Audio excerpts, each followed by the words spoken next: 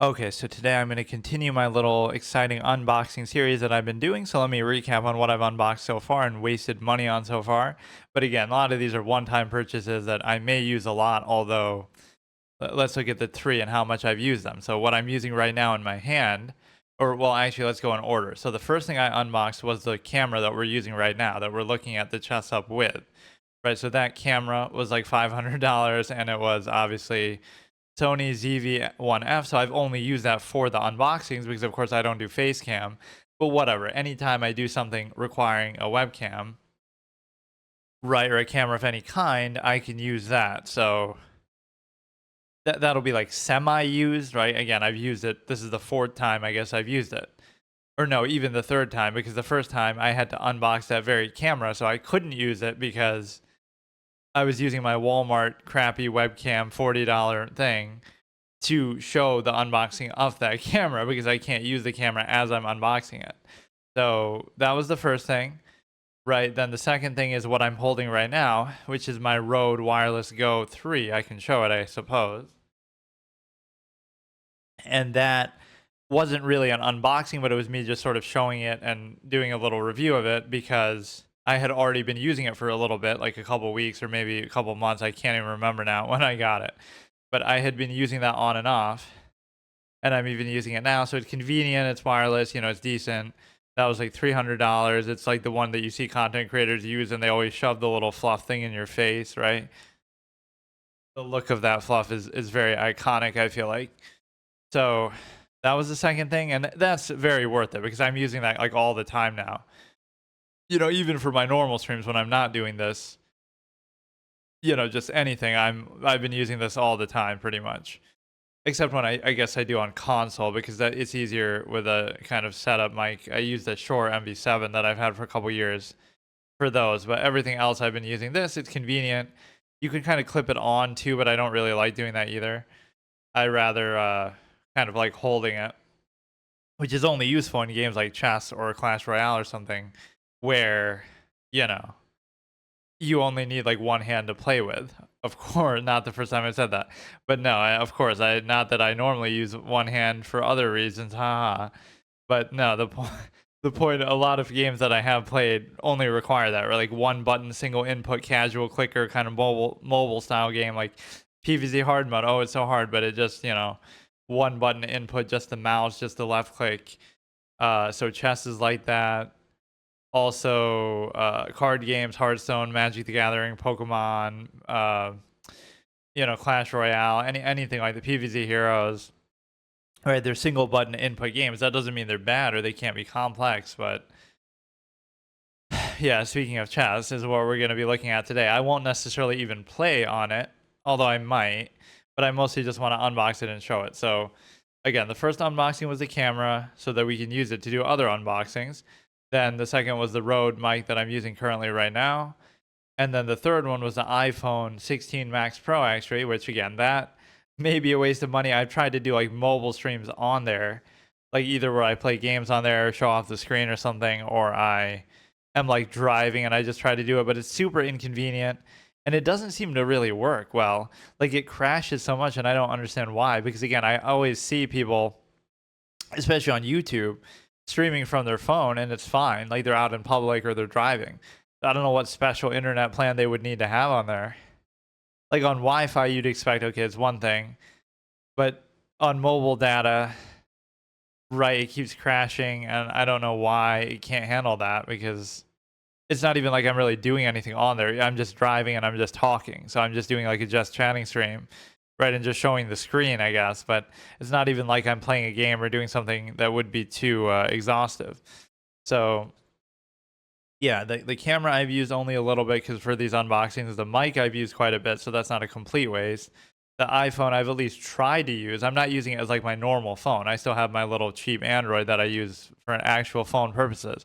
So that one I've used as like a dedicated like streaming phone that like everything I do on there and every file, every app, everything I've done on stream, right? Anytime I download something, anytime I use anything on there, I wanted it to be only for that purpose, right? Very authentic, kind of a interesting kind of content idea, actually. Like pretend like some streamer has a computer that they use only for streaming, and every file on there is something that they've done on stream. Everything they've downloaded is something they've done on stream. Like there's nothing personal, there's nothing, that you've done outside of that. It's very authentically just your streaming experience, your content experience. Right. So now we're at unboxing number 4. So again, this is just like a little mini series that I wanted to do. So this is the ChessUp 2. And the first thing I noticed and was almost worried, like, oh, did they send me the wrong one? Because it doesn't say 2 anywhere on there. But the way that you can tell, I even looked up, is that it has the touch screen on there. So the first one apparently didn't have that. So I never got the first one. I never had a chance to really, I almost was going to get it instead of this, but then I couldn't even find it, or it wasn't probably worth it. Right, so I never got the first one. It was on Shark Tank, though. That's where a lot of people know it from. So, I mean, whatever. I forget. I think Lori did a deal with it. Of course, she's a great shark who did the Scrub Daddy, and she's very shrewd about her deals, but true queen for this product, I guess you could say. But the point is that, yeah, it was on Shark Tank. It took some time, I guess, to really get going. It's officially endorsed by chess.com, right? Officially sponsored by chess.com, which is interesting because that's part of the reason why I got it too, because the Squareoff board that I have, so that's the only other board like this that I have, an electronic board where you can play online and stuff like that. The point is that there's a few different kind of brands and companies that do this. So again, this one's known for being on Shark Tank, and I guess now it's known for being officially sponsored by chess.com, which probably it wasn't at that time. So now the thing is that, again, I never got the first one, but the only other similar product I've gotten is the Squareoff Pro, which was $200. This was $300 something, like $320. And of course, I just got it recently, so it was maybe a little bit more at launch. I think it was like $329. So the thing is that I got the Squareoff Pro like last Christmas or whatever for myself, basically, and it was like $200. And it's a rollable board, so it's easier to like take around with you places, stuff like that. Use just a normal board, but it also lights up, obviously, so you play online against people on the chess or chess.com, and you make your move on the board, and it translates your move to the online game, and then your opponent makes their move, and it lights up their move, and then you still have to manually make that.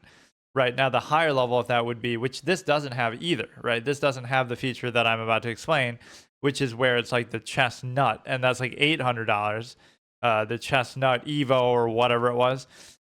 You'll make your move, and it'll translate it to online, but then your opponent makes their move online, and then it magnetically moves their piece for you. So you don't even have to do it. So you could play fully on the board, and then they make their move on the board too. So that's truly awesome because you don't have to do anything. It's like you're really sitting across from somebody playing, because you move your piece and then it automatically moves online, and then they move their piece online and then it automatically moves it on the board. Right? So that was a fascinating idea.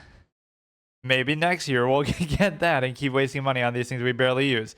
But the interesting thing with this being affiliated with chess.com is a bad thing for the Squareoff, or possibly for other ones, because there's like some weird policy that they've done now where, oh, it'll prioritize games from chess.com directly or from this maybe, right? And so they subtly kind of did that, where so I couldn't find a match when I was testing it on Squareoff anymore on chess.com. It was taking forever or whatever. It was like lower priority.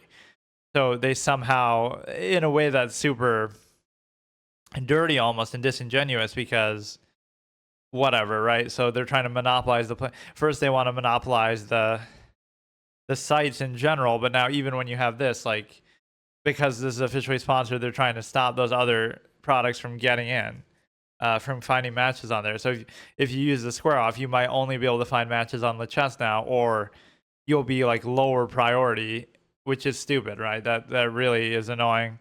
So they're trying to monopolize it every way they can, and then because that reduces the value of the product right there, whether it's harder to find a match or whether it's impossible to find a match.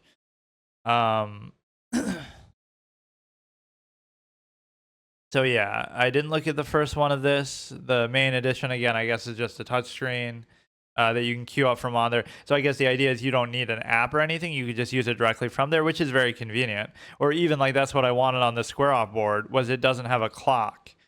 it doesn't have any feedback. So here you should be able to analyze the game on here. You should be able to use the clock on here. So I should be able to use it fully just on here. I don't need a computer. I don't need a phone app. I don't need anything, right? That should be basically how it is, and that's actually super convenient, and that's almost how the Squareoff should have been. So again, that was $200. It was a year, almost a year ago.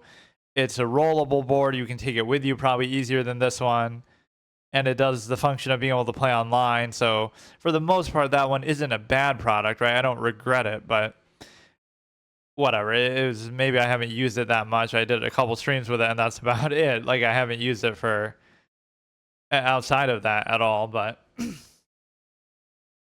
but then again, that's just how I kind of think about things. Like, if I'm going to use it, I may, anything I do, I may as well just do it on stream. So it's not like a fault that, oh, I wouldn't do it outside of that. It's more just that whenever I do something like that, I would stream it anyway. So I did a couple episodes with it. I was trying to do classical. In fact, that's when I lost my challenge, my classical thing. Like, I went over 1700 and then I lost, or I went to 1750, right, for the first time, and then I'm not allowed to fall below 1700, or I have to delete my account. And then I did fall below 1700, so my Chess account has been gone since then. But that was quite a while ago, and I happened to be doing it on that board, which clearly I could use that as an excuse, like, oh, that must have distracted me or taken longer. And it does take a lot longer. I don't know why either. It doesn't feel like it should take that much longer, but any format above under 30 minutes, and it's really, really tough. Like, you're looking at their moves, you're also calculating, you're also having to translate their move. It doesn't feel like it should be that much more time consuming, but so I like the box of it. I don't like the fact that it doesn't say ChessUp 2. I wonder why they do that. Like, they just kind of rebrand it as, oh, this is the only one and you can't get the one anymore, the original. But yeah, we maybe have Lori Griner to thank for this in part, because I think she did take the deal with it. Although a lot of that time they show, like, it looks like a deal on screen and then they back out. Like, Robert's really bad about doing that. He'll make a deal verbally and then he'll back out with the fine print later. So we're going to mainly just try to unbox it. I don't necessarily even want to use it a ton here. But if it's as convenient as just use it. In fact, in a weird way, I'm not even allowed to use it on there because I failed my chess.com challenge too, so I'm not allowed to make an account on there or use an account on there necessarily, right? So I have kind of a dummy account where, like, oh, I can play variants and stuff. And that would truly be what's iconic about this, even though it kind of doesn't even make sense. Can I play variants on here, and can I do everything on the site that you normally could do? Or can I only do, like, limited functionality? Because that's something on Squareoff that would have been cool too. Like, oh, if I want to do a variant and the pieces won't even match up. Right, so it almost just doesn't even make sense, right? An elephant or something. The bishop could be the elephant, but a lot of them might not make sense. So maybe I'll say I'm allowed to do stuff like that. I can play, like, unrated games, or I can play variants, but I can't play rated games and actually ladder in normal chess terms, right? So I might. Let me see what it lets you do. That would be the thing that makes me the happiest. If I can do variants and I can do chaturanga and I can do other stuff on here, basically anything you could do on the site normally, if you can do on here, that'd be really cool. Again, even if the pieces don't really make sense, then some of the variants won't even work because they have more than 16 pieces, or they have more, they have different pieces that totally move in different ways. So it'll be very confusing to even keep track of. So now we want to actually open the box. I just kind of want to give a view of this, which is actually really awkward to do because I don't know how this camera angle is meant to be, but I have to put it super far back. It'll be easier once I put the board out because then you're seeing it at a different angle. But this vertical angle is a little bit tough. Yeah, the point is, my background with these kind of virtual electronic boards is that they're not really worth it. You shouldn't get them. They're a waste of money. But here we are with our second one within like a year's span. So again, the Squareoff Pro is okay. It's convenient to take with you, rollable board, but again, the online functionality has been castrated a bit, which is not really even their fault, but chess.com is doing that. So obviously this one will be the more dedicated active version, or now at least you won't have to worry about, well, I guess in a way though it kind of limits you. You can't use it on the chess, right? It'll only be, or I wonder about that. you know, since chess is free, I'm sure they wouldn't even object. They probably wouldn't even care if you do that. They don't care that that stupid chess exclamation mark game that has like, you know, it's a video game on Steam. Like you can play on the chess there using 3D pieces, and it's a paid game that uses the Lichess's player base, but you know, Lichess doesn't seem to mind, or you know, it's open source, so they'll just deal with it. Let me try to open it carefully. I do like this box actually quite a bit. So the biggest thing is again the touch screen. So you get to play online, you get to play, touch and learn, you get to sit at the board and play with yourself, as Magnus says. Balance a match. I don't know what that means. Like interactive bots. Or I don't like the way I did see that Shark Tank pitch, just not because of chess, but just in general, whatever, watching clips of Shark Tank. And I don't like how they said that, like, oh, it helps you learn chess, like as if you couldn't do that just by reading a book or just by playing normally, right? Like there's nothing special about this that would help you learn the game, right? It's just you could learn any way that you normally want to. Um, let me see here.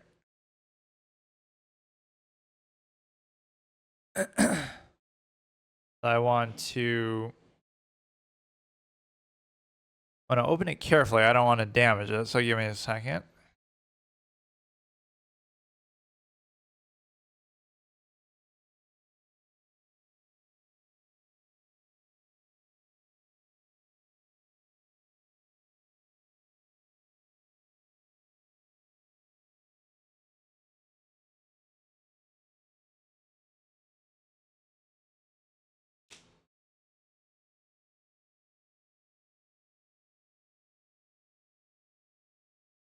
It could be like a satisfying ASMR unboxing. I like to really take my time and you know, almost milk it when I'm doing this, because the point isn't to, you know, oh, let's just use it, just get into the gameplay. But that's not the point.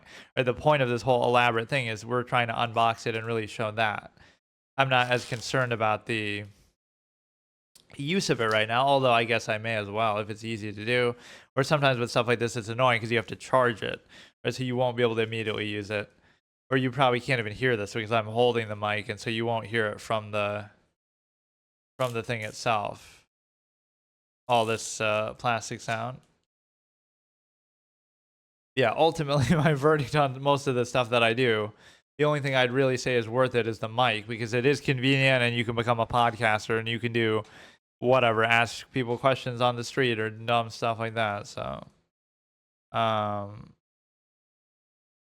let me see what I can do here.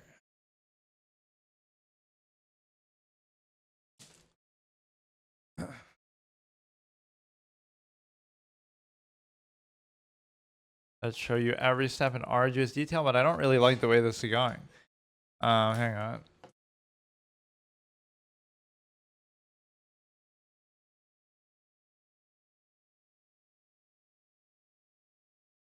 I don't know why that's so difficult to do. Oh, you know what? I just saw a news story. Not that this has anything to do with this, but I just saw a news story today. Charlie Kirk got shot, and then he's actually dead, which is a real shock. It just comes out of nowhere, and I hate, you know, you see some of this on social media and comments and stuff on YouTube, is like the fact that, oh, he's, you know, argues against gun control, and then, oh, look, he got shot, which is such a low blow, and I hate when people do stuff like that. Right, but a lot of people were commenting stuff like that. It's like, so first of all, you don't know the exact circumstances. Like maybe the person got the gun illegally and this and that, but even if not, it's such a poor taste way to try to make an argument, right? In fact, that's how some of the worst policies in human history come about. Some tragedy will happen, right? And then some emergency power will be activated, like, you know, oh, some horrible event happens, right? And people are hurt and whatnot. And then somebody will say, oh, because of this horrible event, let's do a knee jerk reaction and ban guns or something. And then therefore, and then you'll never get them back. And right, it's always used as a pretense. That's the worst time to make an argument. If you want to make an argument against it, do it under normal circumstances without some tragedy to lean on. Just make the argument and then do it. Don't be like, oh no, because this terrible thing just happened, let's just rush into it, right? And do it in an emotional state. That's always how you get the worst results. So whatever, I just saw that, so that's unfortunate. Obviously, you hate to see it. I had done some discussion actually about his my one content, I guess, related to him was I had kind of ridiculed and debunked some of his religious arguments that were very narrow. But again, you can disagree with somebody. You can has nothing to do with something like that happening. So that is definitely, it's just a shock. I almost didn't believe it at first. Like, I don't know, just so sudden, so unexpected. But yeah, I mean, that is the lowest, scummiest thing to do. Right, to try to dunk on something when something bad like that happens. It doesn't make your point at all. Um, whatever. Anyway, I don't want to ruin the unboxing by talking about that, but whatever. Right, because it's like two separate things though. Like when some event happens, that's different than the basic idea itself. So, it's kind of like a myopic fallacy, right? You'll focus on one event specifically that happens, but right, those things, I don't know. It's like a messenger fallacy because you're not. I don't know, whatever. Okay, so here's the little plastic. So let's look at the other parts of the box. Let's look at the first part of the box without the plastic on. And then we get to, okay, so again, it's very hard to capture that angle. Let's read each part of it. The next, my channel is almost like for, not even making fun of anything, but like it's for blind people because I sometimes will say things in such a drawn out way and like really, so like you can obviously just see it for yourself, but I'm going to read it laboriously and show you everything in great detail. The next generation of the world's favorite smart chessboard. I guess that would prove that it's the 2, right? Because the next generation compared to what? ChessUp. Obviously, you have the visual representation of it with a little light switch, or at least more colorful and interesting than the Squareoff, which is just like a little blinky. It's like 4 little blinking flashing lights, but this is much more colorful. But again, the only advantage of that one would be that you could move it around easier, whereas this one's going to be a little more stiff and static. It almost looks too small given this, right? It's apparently like it's a tournament size board, I guess, maybe, but the box makes it seem like there's nothing else in there. Like maybe the box is the size of the board, but it just doesn't seem that big. So again, play online, obviously you would expect to, but only on chess.com, not lit chess, I guess. Touch and learn. Which again, I guess you touch the piece and it'll tell you what it can do, legal moves in that situation or something like that. Balance and match, which I don't really understand what it's saying by that. Like, oh, you'll play against somebody your same rating like you normally would on the site, but I mean that's not really none of these are features of the board. You could play online anyway. You could you could just look up how the pieces move or whatever, get feedback, legal moves. You could get a balanced match online. You could play the same bots online. So nothing about this has to do with the board. Officially sponsored by chess.com. Yes.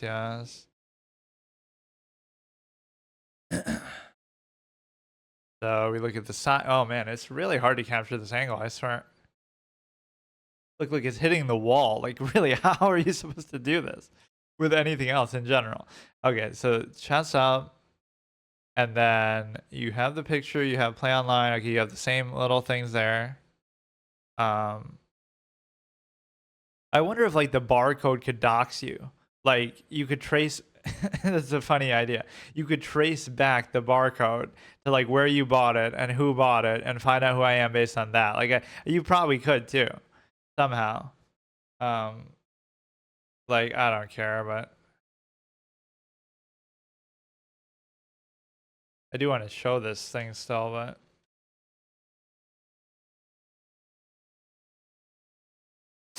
maybe if I stick something over it. It seems so stupid, but whatever, Okay, let's look at the other side first. Oh, it's just the same thing. That's so uncreative. Okay, so we'll show you the back of it in a second. Let me show you like the top and the bottom, I guess. Or I guess I already did that. There's just a picture of it there. See, like what this kind of could help you do is like, should you buy this now based on, you can like, decide whether you want to buy it or not yourself based on this. And I already tell you, no, don't waste your money on shit like this in general. But obviously, whatever. It's like you just get to see for yourself. Okay, is it worth it to get this? Should you get it? Do you like what you see? You get to see all the pitfalls, the strengths and weaknesses of it. Okay, so here you can see the top of it. It's funny that I have to even worry about that. So this is the logo picture. It's just chess.com thing. What if you hate chess.com and their whole business model and the fact that they make you pay to, that would make you not want to get it. So we look at the bottom here. So see the ChessUp in the picture in the top left. In case you need me to narrate everything. Play online, touch and learn, same thing. Those 4 light indicators. Wow, worth $300 right there for light indicators. Lesson content, which again, is that not the same thing? Like what if these things are not on chess.com normally? You would be able to play online, touch and learn, type in and learn, or look at the whatever that you still, I guess the light indicators might not be there, but they'll still be like, you could use arrows and stuff.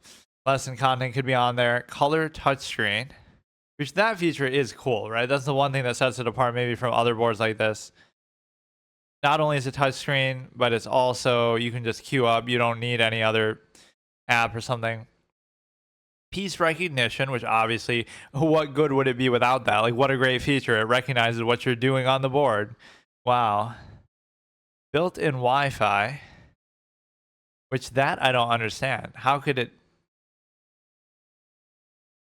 That's weird. So that means, oh, that would be so cool. So that means I can take it anywhere without Wi-Fi.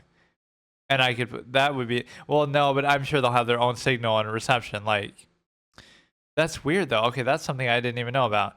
So does that mean that like, I could be in the African Amazon, fucking African Amazon. I could be in the Sahara Desert or some shit, and I could be playing this against other people. Like, I wonder from what means they get that Wi-Fi. Is it through like Verizon or some big company or what? That is the one thing that's actually intrigues me. I don't know how that works, or so like forget about the fact that I'm streaming it. I'm saying like I can just use it. I don't need my own Wi-Fi. I don't need anything. That's interesting. I'm kind of surprised by that. ChessUp 2 is a revolutionary smart chessboard with a built-in chess engine and chess instructor. It makes I hate that they're trying to advertise, oh, learning. Dude, if you want to learn, just read a book. Like, learning chess and improving faster and easier. Like don't fall for that snake oil salesman. Oh, the trick to learning chess is to buy the ChessUp 2. Like, fuck no. If you want to learn, just, do the most boring, repetitive stuff over and over. It has nothing to do with whatever. And easier for all skill levels by lighting up all the possible moves according to strength. Oh, so it'll give you like the engine line kind of thing. Like, oh, the different levels of stockfish. Stockfish level 1 will be green, and the other one, level 2 will be pink, and this and that. Enjoy chess.com's most popular features like variants. I'm telling you, that would be the coolest thing ever. If I can play like Chaturanga or something on here. And again, the pieces would have to adjust a little bit. Like the queen is the wazir now, we know, or the thing, whatever. The bishop is the elephant. Player 2 matches off screen and review. Wait, what? Wait, what are you talking? Play 2 player. Oh, okay. I can't read. Play 2 player matches off screen and review your play with chess.com's game analysis tools. So again, you play without needing any screen. I mean, the screen on here. And again, I'm sure it'll have like time and other feedback on there, which the Squareoff board badly needed that, because there is no, you need to be looking at your stupid phone app. That I didn't like, that you have to use that. Even just to see the time, or if you want to analyze games, you can't do any of that on there. Kind of like that chess exclamation mark game, where again, it wouldn't give you any feedback about your opponent's rating. It wouldn't let you analyze the game. It wouldn't show you or no, I think it would show you the clock, but and review with chess.com's game analysis tools, but only if you have a premium account, because that shit'll still apply. Like this is a good example of what a monopoly looks like. It's not enough to monopolize the chess market. Like, oh, you're one of the only two sites. It's not enough to monopolize, everything else. But now you're going to be like, oh, even these boards, these digital boards, you're going to monopolize by saying you can't, you can't let the other ones queue into chess.com anymore, or it makes it harder for them, right? It's like some Amazon web space type thing. Oh, if you want to compete with Amazon, oh, build your own website. But wait a second, you need Amazon Web Services or Google Web Services or whatever, right? In order to get your website to work, right? You have to go through them. So like, there's some if they really wanted to shut you down, they'll find some excuse to do it. It's just kind of, or make it harder for you. Enjoy, there's like an expression you could use there, right? The means of competing with the established powers would require you to appease established powers in the process. So you'd have to do it in a sneaky way, and then you become too big for them to control anymore. But it's like there's some internal fallacy with that. You can talk bad about, oh, America's going to talk bad about China or something, but then, oh, we require medicine from China, we require, microchips from China, and this and that. Like, so you rely on them regardless how you feel. Just have to, come here for this kind of riveting content about all these topical issues that have nothing to do with what I'm doing. Although this board might very well be made in China. ChessUp 2 is the best of both worlds, online and over the board. Kind of true, I guess, compared to some of the other ones. ChessUp 2 is always ready and always connected. Really, I'll go to the Amazon jungle and play this. That's the kind of IRL content we need. If I make a real permanent chess challenge, if I lose this game, I'll get dropped into an Anaconda River or some shit. Like, ChessUp 2 is always ready and always. Imagine being that confident that you would actually do that, like something really extreme in real life. ChessUp 2 is always ready and always connected with built-in Wi-Fi and a full piece recognition. I mean, what a great feature that is! Like, oh, wow, it recognizes the pieces. Yeah, I love it. What would be the point of it otherwise? I want to see where actually is it made. Oh, what a guess! It actually is made in China. I had like this little short story in the works a long time ago that I never finished, but it was like, it was the express. I'm sure there's some book named this or some intellectual who said something similar, but like, it was called like America was made in China, and it was like this whole thing about, whatever, how we helped build up China's economy and then they overtook us and whatever. Like, it's like a self-created reliance fallacy. Or like, I even railed on how like the person wearing a shirt made by child labor in a factory somewhere in China at that time, like earlier in the 2000s, it's like, oh, you that says and child, it's like this internal joke, and child labor, and then you're wearing one that was made with that you don't know about, or that you deep down might know about and suspect, but you'll buy it because, oh, cheaper prices, but you don't realize how it's. So you would be against that same practice in your country, but you'll still buy products from another country that does the same thing and kind of play ignorant. So it does work. It does work with LeChess, so that's always good to know. And again, LeChess isn't going to monopolize back, and they're not going to whatever. You would think in a way they almost wouldn't do that. Like, oh no, we want you to force you to play on chess.com. So imagine doing that. Like, okay, I'm Hikaru and I'm using this on stream and I'm talking shit about chess.com on their own sponsored device and saying, oh no, I'm only going to play LeChess on here. Still using their board, like whatever. Dimensions are 15.59 by 13.62 by 0.71, which again, is that a tournament size board? Like, I don't know. I guess it couldn't be because the Squareoff says it's a tournament size board and it's much, much bigger than this box. Assuming the box is, has nothing in it besides the board, or it takes up the full space. This is nowhere near as big as the other one. Board weight 2.5 pounds. That's super light, actually. Square size 1.5 inches. 38.1 millimeters. Battery life is 6 hours, which I'm sort of skeptical about that a little bit because The other one, that board says it's like something like that too, and it does barely lasts even 2 hours, so I don't know how that works. King height.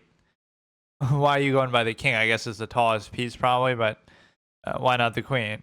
Are you saying women are short, which on average they're shorter than men? Sure, but that's like one of those sports fallacies. It's like people will say that, oh, you know, men are better athletes than women on average at the highest level. Yes, you're right, but on an individual basis, that's a meaningless stat, right? Like me versus it's like that chicken Signs who says, oh, it could be some female Olympic gymnast who jumped on the roof instead of an alien or a guy. You assume like if you take an outlier, you know, it has nothing to, it doesn't mean that as an individual, right? Oh, a man is always going to be physically more, whatever, imposing than a woman.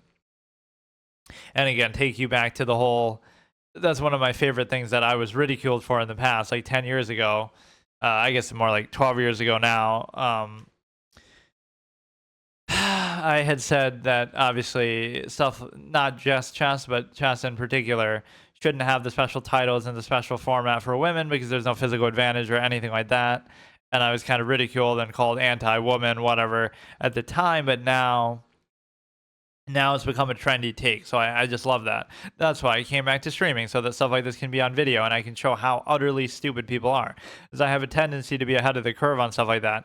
I'll say it, then people get mad about it. And then years later, people say the same thing, and wow, what an amazing take. Like, it kind of annoys me because I don't think it was anything special of a take at the time, but people get offended, they get bothered by it, and then you come to the same conclusion later. Like, it's extremely, extremely stupid.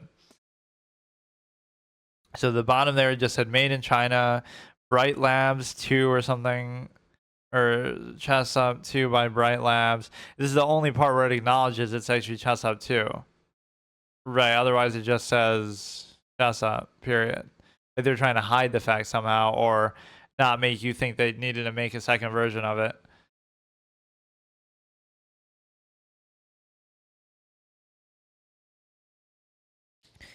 Made in China, warning contains battery, do not dispose incorrectly.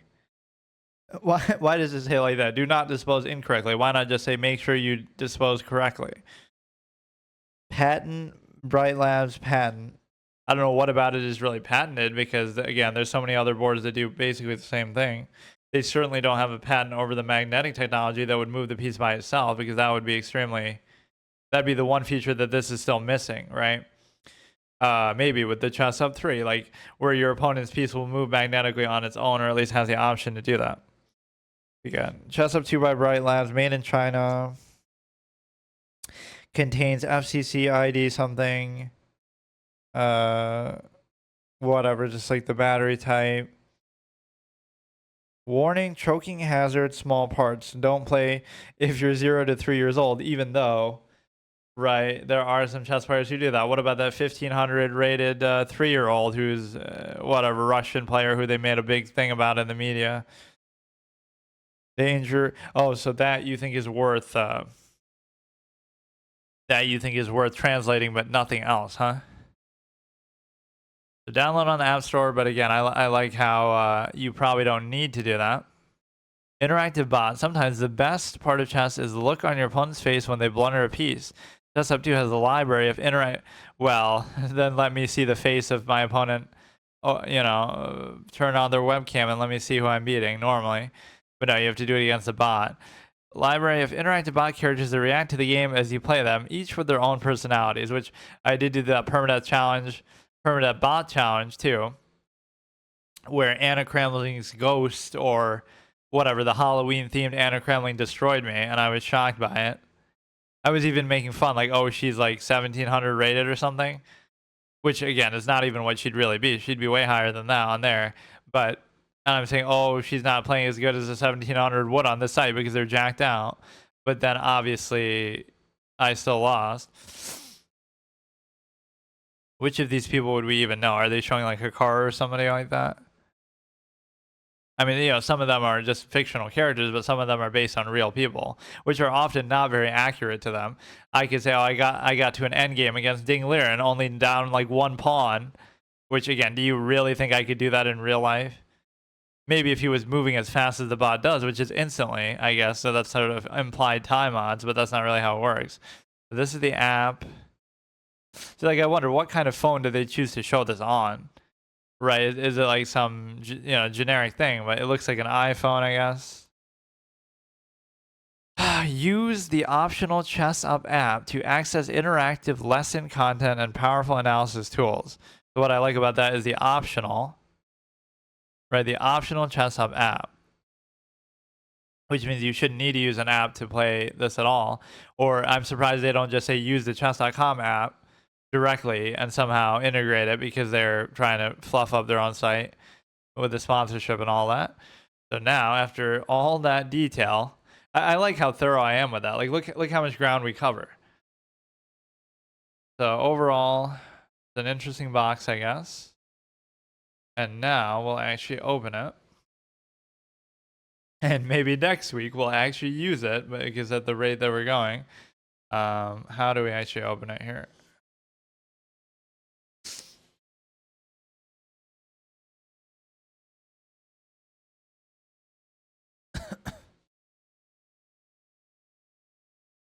Yeah, I'm one of those like impulse buyers almost. Like, I often don't get anything. This is the most stuff I've gotten like at one time ever, probably, in a short span of time.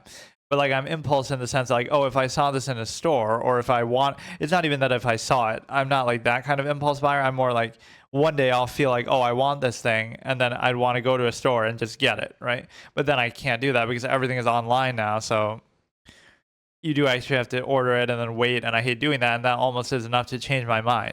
If I have to wait a few days, I don't want it. Even if I might not use it for a few days, or I might not ever use it, the way that I sometimes do like with consoles, it's kind of like I'll suddenly want it, and then I want to get it at the store that same day. And if I have to wait a couple days and order it online, then I'll rethink it and think, oh, this is stupid, I'm not even going to use it, so I don't even want it anymore. So again, the strongest feature that this is going to have is the touchscreen itself, which for some reason, I don't know why I thought that the first one had that too. I thought it would have some interface. Maybe it wasn't a touchscreen, or maybe it wasn't the whole feedback of being able to like queue up and stuff on here. It might have just been a screen for feedback, like to track the time and the material and stuff. I'm trying to preserve this box, but it's a little hard to do this the way I am.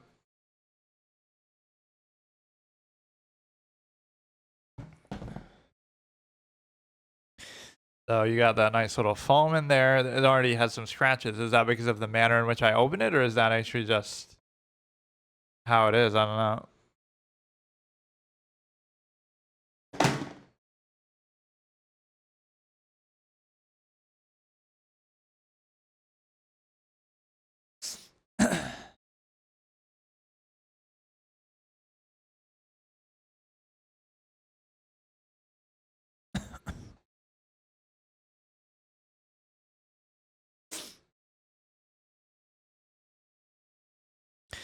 It comes with this little thing here, which I wonder, like, comes with 1 free month of premium, but then you can steal my free month of premium by using this thing, or would it be tied to this, or what?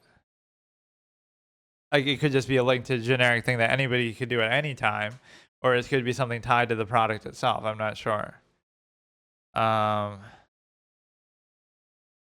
don't know if I can take this part out. I kind of want to show it like this, but I'm afraid the pieces might fall out or something. You got the nice little foam thing. We still can't see the board itself. Right, so this is stacked on top of there shortly. You have the white pieces there, obviously on top. You have the black on the bottom. And so now we have a little wire here to charge it, which hopefully I wouldn't have. Oh, shit. See, I don't want it to fall. Like, it's coming out. Oh, shit. Fuck me. No. Oh, God. You're not meant to stand it up like this, I feel. The whole thing is going to come down. Oh, fuck me. So whatever. We have the wire here to charge it. And then we have that little thing saying thank you, which I was trying to take it out and I actually couldn't do it.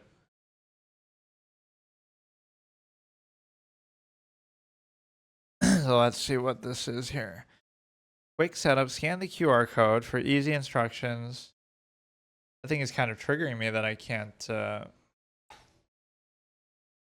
that I can't take it out.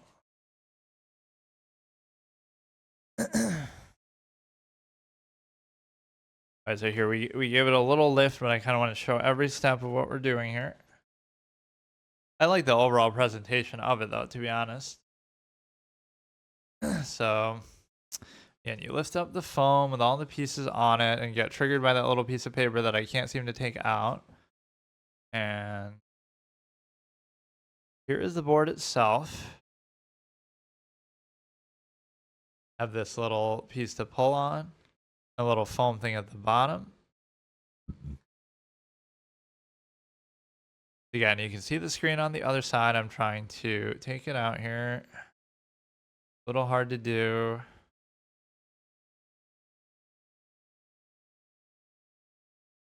You can pull on it there. That thing is fine. This thing is just whatever. So we don't need the box. Put the board down now. Here we go. Yeah, the main thing will be the screen might be hard for you to actually see on there.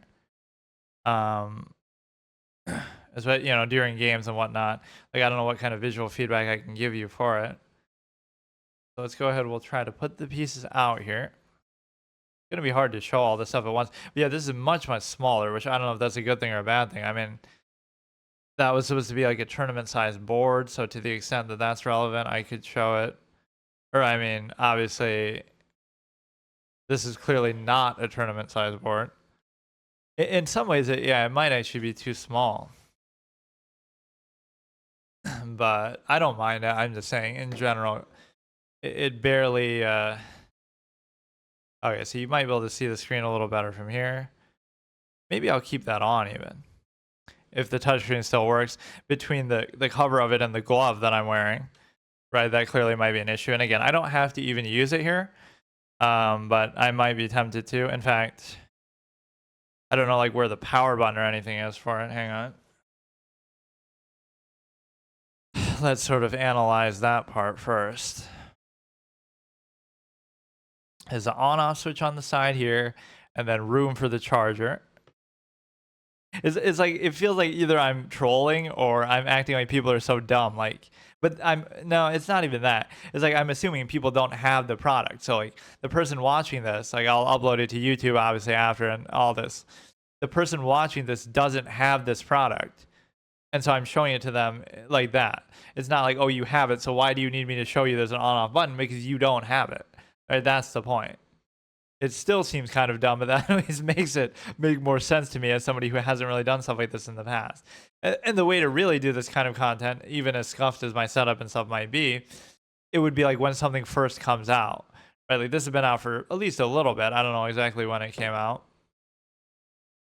But okay. So what I'll do is I'll try to switch it on. Hopefully it has some battery. Again, I don't know if it expects you to charge it right out of the box. That is a little bit annoying if it does. And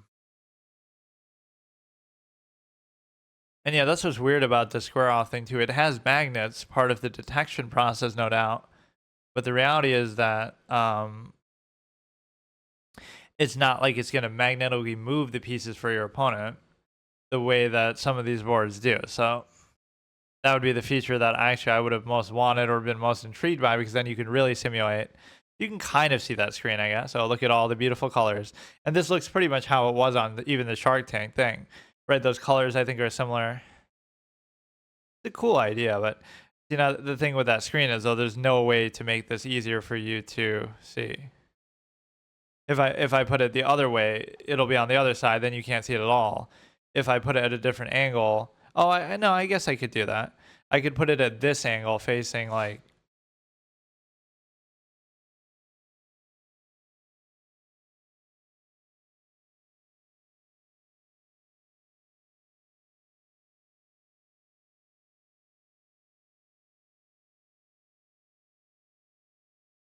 I don't know how well you can see that though. Let me actually see something.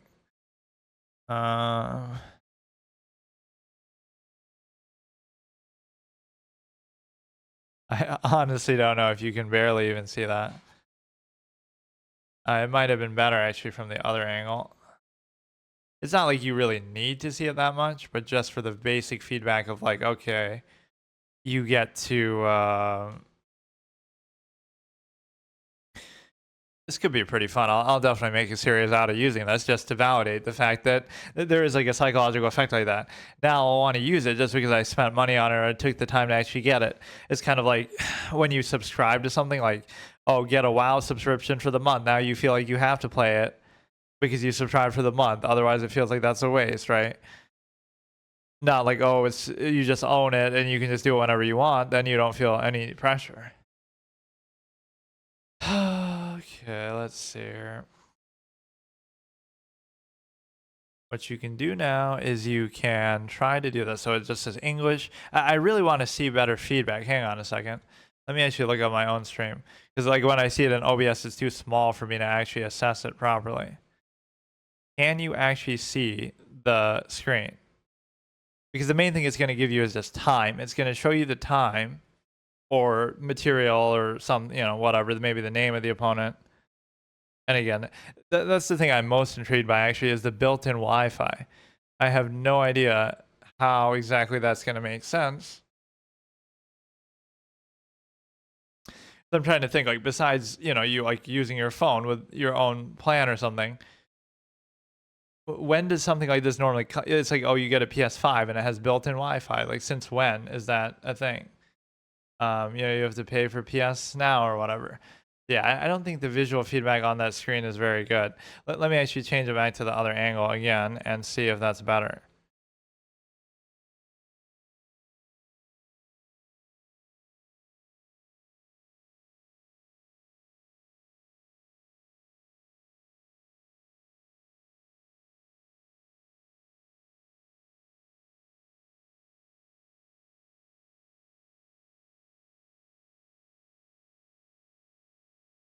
Now it's a little clearer, right? But it's at an angle that's like upside down and everything like that. So I'm actually kind of curious.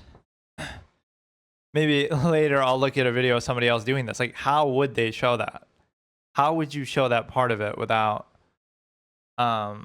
It's kind of blurry somehow too, but because again, I can't show it from the other angle. I guess the camera would have to be on the other side, and then you'd be looking at it, whatever. So let me. Okay, let's just accept that for now. The first thing, okay, English. Let's see if we're gonna get the feedback with the touchscreen through the glove. It does actually work. I thought the whole point is, oh, it has built-in Wi-Fi. Like I don't mind using this, but here I'll just set it up anyway. So let's see. Choose password input method. Is that like for my like my chess.com thing? ChessUp app. I kind of want to show this too, but hang on a second here. I just want to show as much as possible without doxing myself or something. Okay, choose password input method on ChessUp or on the ChessUp app. My point of fuck, it cucked me twice. That's so funny. The point is, like, why would you be worried about typing it on this ChessUp board itself? Like, if you're in public or something. But the only reason why is because, or because the screen's so small, it's actually kind of hard to fit it in here. Like, to even touch the letters this way. But the point is that, oh, in case you happen to be streaming it, that's why you don't want to show something on here. You should be able to like reorient the screen though. That's something you can't do. See, I'm sitting at this angle where like the screen is upside down to me, so I can't really do it. Like you know how a phone is gonna rotate like that, the auto rotate that can sometimes piss you off. But it's a situation where, oh no, when you click it, it zooms in though. It zooms in because it knows that's too small. Okay, it's fine. Just give me a second here. We'll type in the password. I always get so immersed with stuff like this. See, this is what it's all about. Like every little thing, the presentation, like that. It doesn't really matter. Like obviously you're just using it for the purpose of, does it work? Can you play people online? That's all you really care about. But some of the super, you know, I'm the type to appreciate that. Like I like if they put a certain kind of loving touch into it, or a little whatever presentation with pizzazz. So the little colorful lights are cute compared to the Squareoff thing. Wow, that's worth another $100. Like fucking. Or yeah, like if you bought the first version, like is it still supported and can you still use it? Like why would you feel the need to buy this? It's like when people buy a new version of a phone every year or something. So let's go ahead. We have to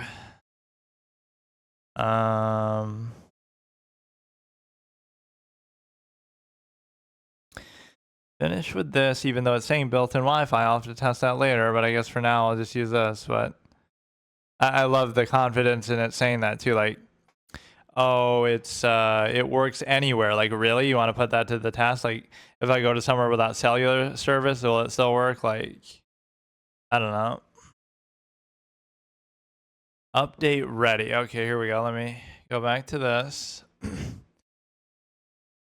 Yes, of course. Update it, even though I just got it. Like, it shouldn't come in with a built-in update, but maybe since I even got it.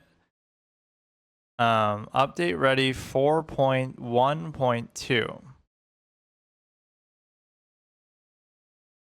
Pending update. Okay, the lights turn off. But no, I'm gonna have to use that my Chaturanga only account, and hopefully we can play Chaturanga on here, even though that's not actually what I've done with that account. But yeah, I have to almost take some liberty with it because I want to do a series on here, but I can't do a rated proper ladder series. So maybe I should be allowed to play variants at least, even though I kind of said I shouldn't be allowed to do that either. Like I basically said I shouldn't be allowed to do anything except for maybe play viewers on chess.com just for their convenience and unrated games. But I'll open it up a little bit. Okay, I can do my permanent variant series again. If I'm really hoping that I care more about that than the actual anything else. But I can play unrated games if I want against random people or against viewers. Or I can play the bots, maybe. Because yeah, I failed my permanent bot challenge too, in addition to failing my overall challenge of like I had to get to 1500 by the end of like last year, I guess. Right, so normally I have like a 6-month cooldown, but I would say this should be extended like forever. I was even saying, oh, I have to get to like 2,000 feet in real life before I do that, but before I can reopen it. Or no, I even said I have to get to 2,000 on the chess and classical and rapid, but then I decided to, but then I failed that too, obviously. So now we have chess.com, 2-player, play bots, or board editor. Now the thing with that is, what if I want to play on the chess? Where does it give you the option for that? 2-player, which would mean like somebody local play, I guess. Play bots, board editor. Okay. Sign in. Use the ChessUp app, but I thought I didn't need it. Maybe this is the first time to sign into chess.com. What the fuck? I was getting all hyped about not needing that, which again, on a game-to-game basis, you probably wouldn't need that, but that's such a BS. So now I actually have to do that. So I go to download the app on my phone, and one thing I noticed that's interesting is it only has 10K downloads. And since it's requiring me to use the app, maybe it didn't before, maybe the first one didn't. That means that only 10,000 of these have sold in the world. How is that possible? Only 10,000 units of this have sold because, or apparently people then haven't used them because you would have had to download the app to use it, like we are seeing here. That's very odd. Let me actually look it up. ChessUp sales, like how many people have bought them. Smart chess boards available. How many? 1.7 million Kickstarter, 400 sold 400,000 in products with no marketing budget, and it should be much higher than that now. That is so bizarre. So only 10K downloads for the app. Whether you really need the app or not, but I mean, obviously to set it up, we're seeing that we need it. It's weird. It's saying continue with email and Google and stuff, but why can't I continue with my chess.com account? I don't get it. Oh, is it gonna make me? Oh God. It's gonna make me now sign into my other thing. So stupid. Why should I have to sign up for ChessUp when the whole point is to use your chess.com account? Right now I have to like link them or something. Whatever, but you get to appreciate the visuals of the pretty lights in the meantime, which you should be able to change the colors of those and stuff too. Don't tell me that your Fallout 3 Pip-Boy has more customization than this $300 thing, like where you can obviously change the colors and stuff on there, the UI. So let me try to do this here. It takes a second. I'm disappointed though. 0 out of 10 already review because I was excited that, oh, you don't need an app for this. It even said optional app. How is it an optional app if I already have to do this?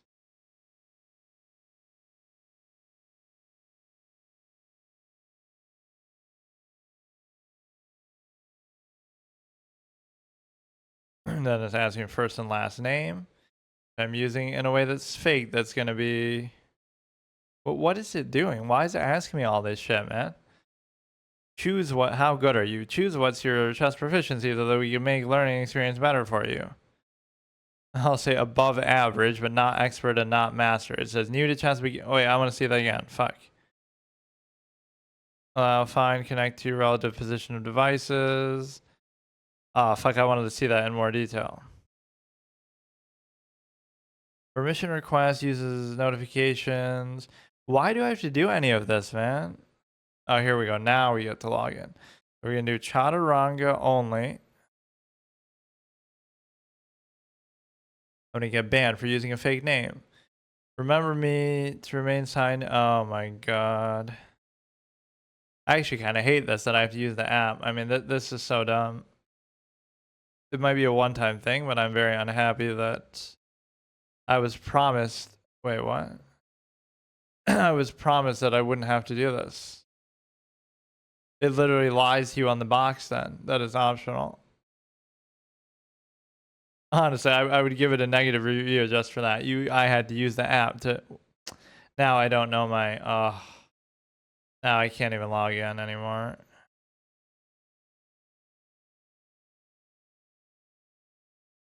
I don't know what happened.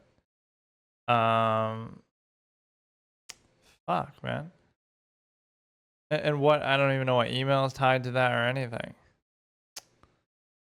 Oh my god. Let me try on my browser. What the fuck is this? I guess I could make a new account for it, but yeah, that is a little disturbing of a statistic. 10,000 apps downloaded seems very shitty. So unless I got banned on this account or something, I'm very confused because I don't know what my password is or anything on here. Oh no, I got, what the fuck? It just worked on my browser, so why not here?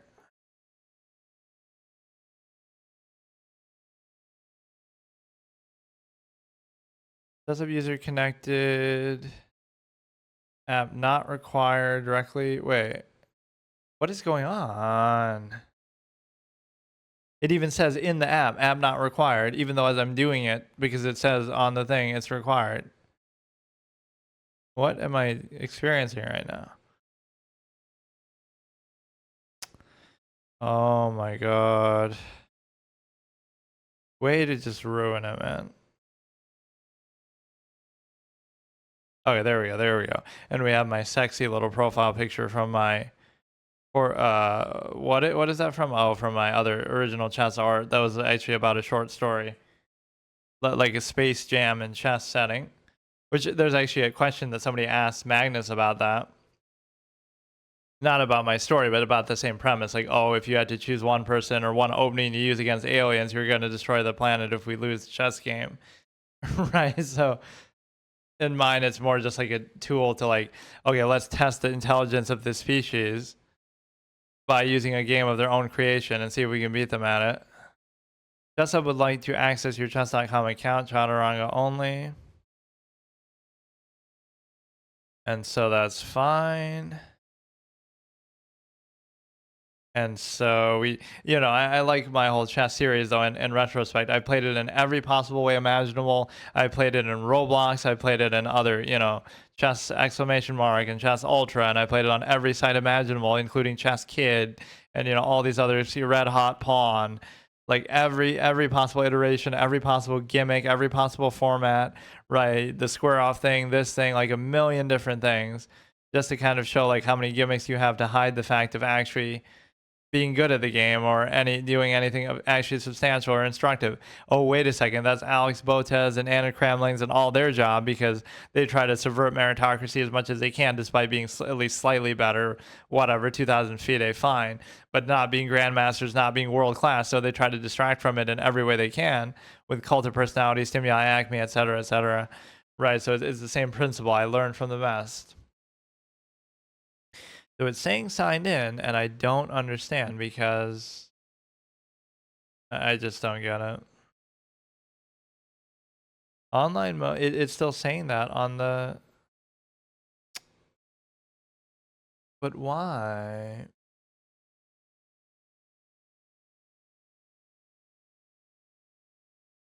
Why won't it let me do it from there?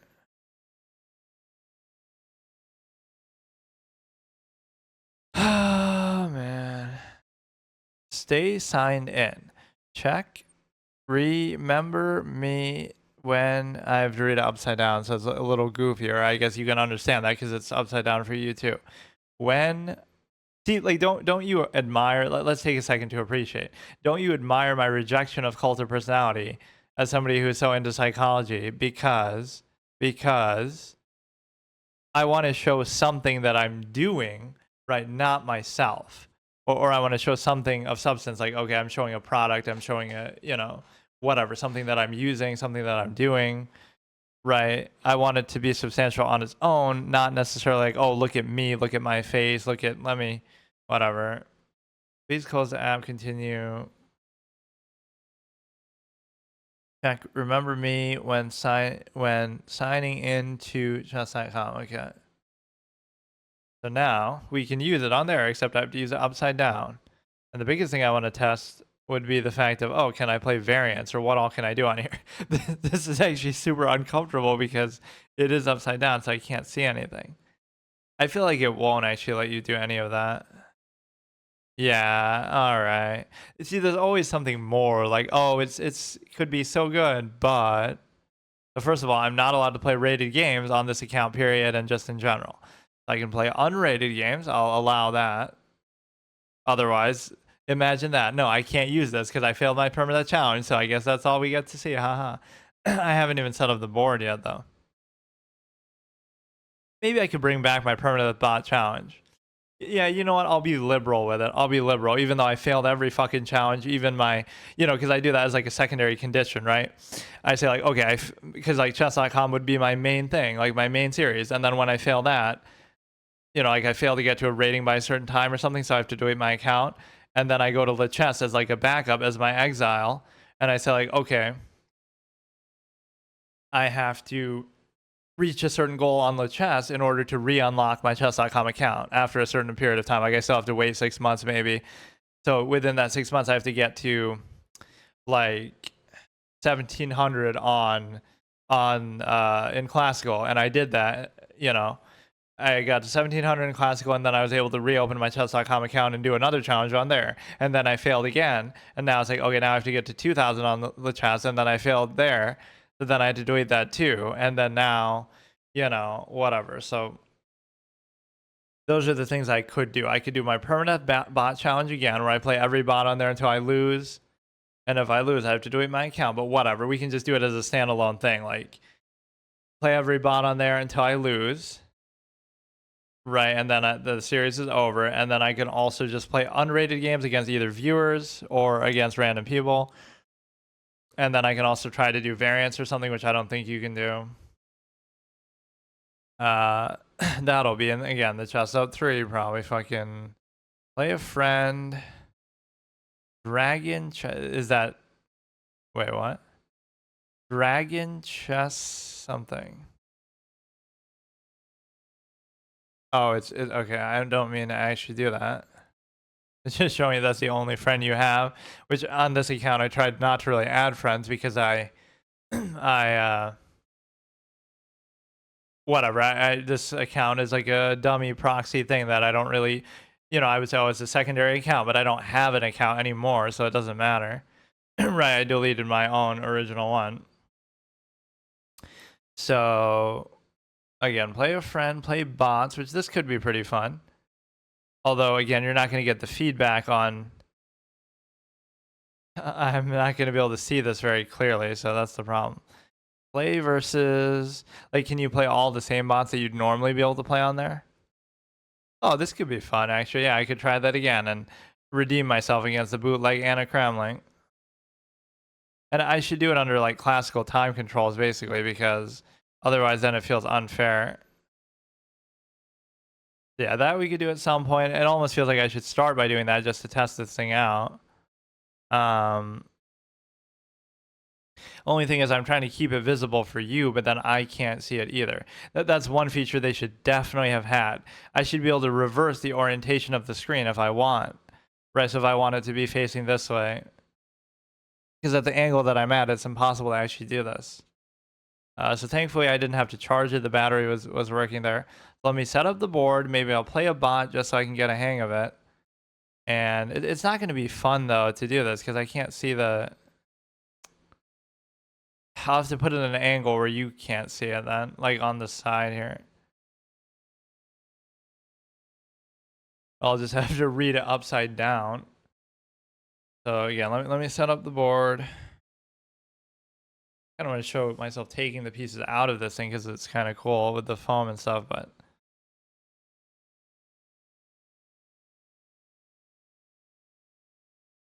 I don't have like the right angle to do it. I'm generally happy with that unboxing thing because it was pretty cool to see.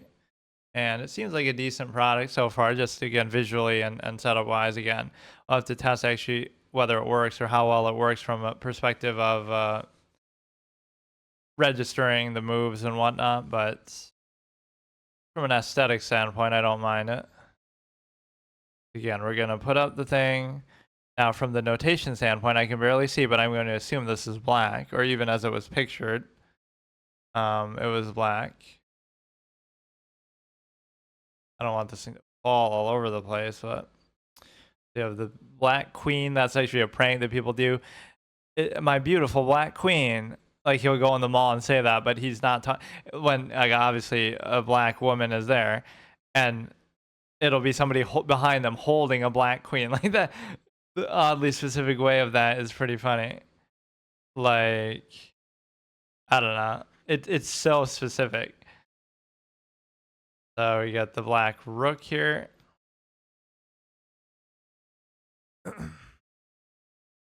Not to be confused with the paramilitary organization Black Rock, haha.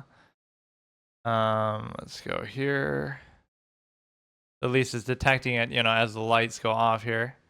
Oh, you can't, I guess you can't see everything that I'm doing, but when you put it on there, the light goes off and the queen gets like a purple color for some reason. Does that mean I put something on the wrong square?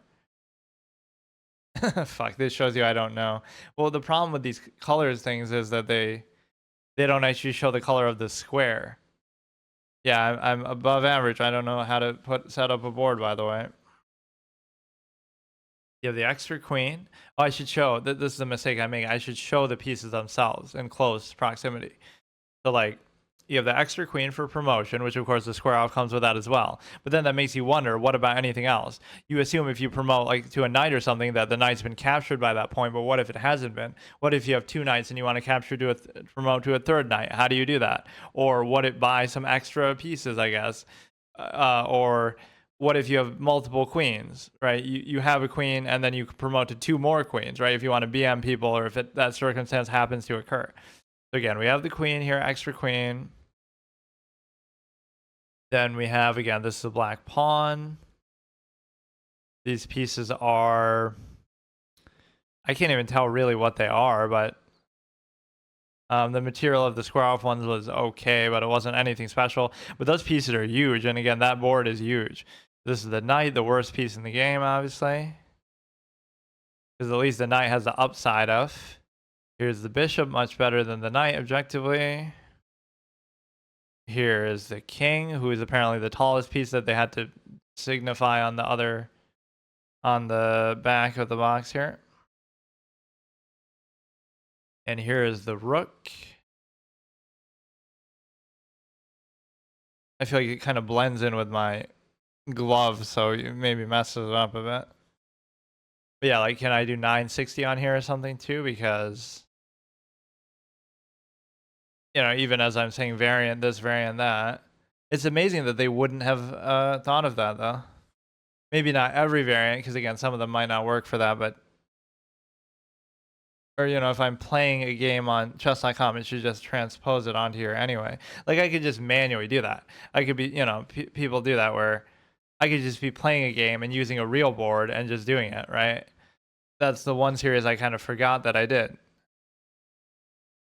Not with one of these boards. I used just a regular physical board and I just kind of matched what I was doing like in a classical game. All right, which that you can do anytime anyway. Ah, man, this is quite the ordeal.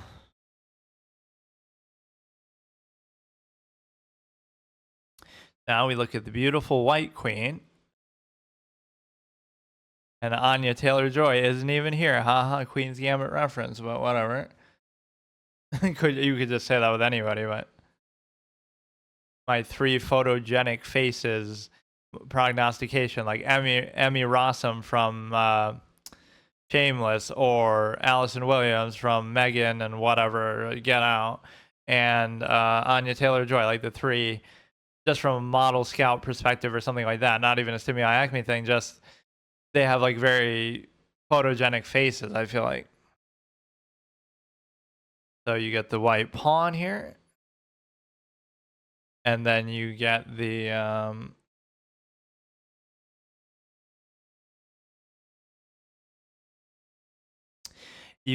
white rook right there.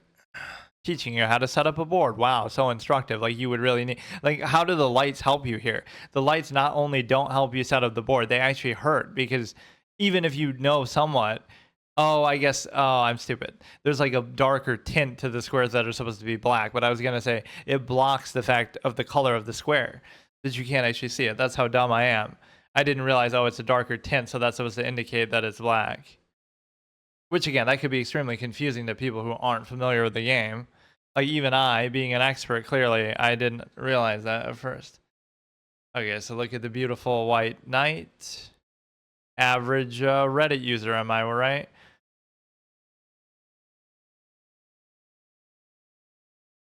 Average Pokemon fan, as they used to say. So here we have a bishop. White bishop. Oh, I'm sorry. That was last night that I had a white bishop in my grill. All right, then we have the white queen, or white king.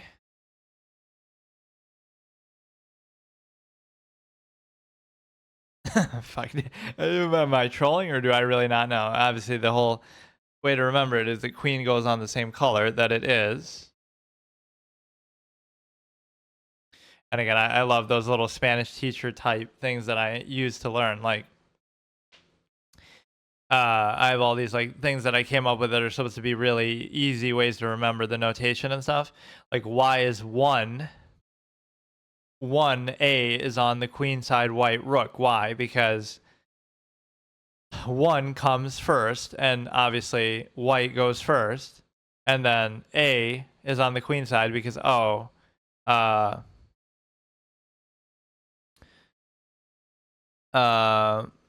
is on the queen side because ladies first, and then 1 is on the white side because white goes before black.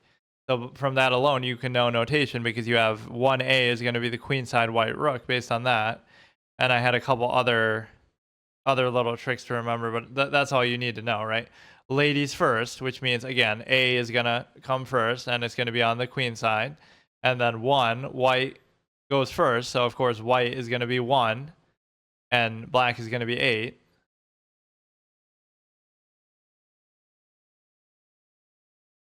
a little uncomfortable to reach all this way here.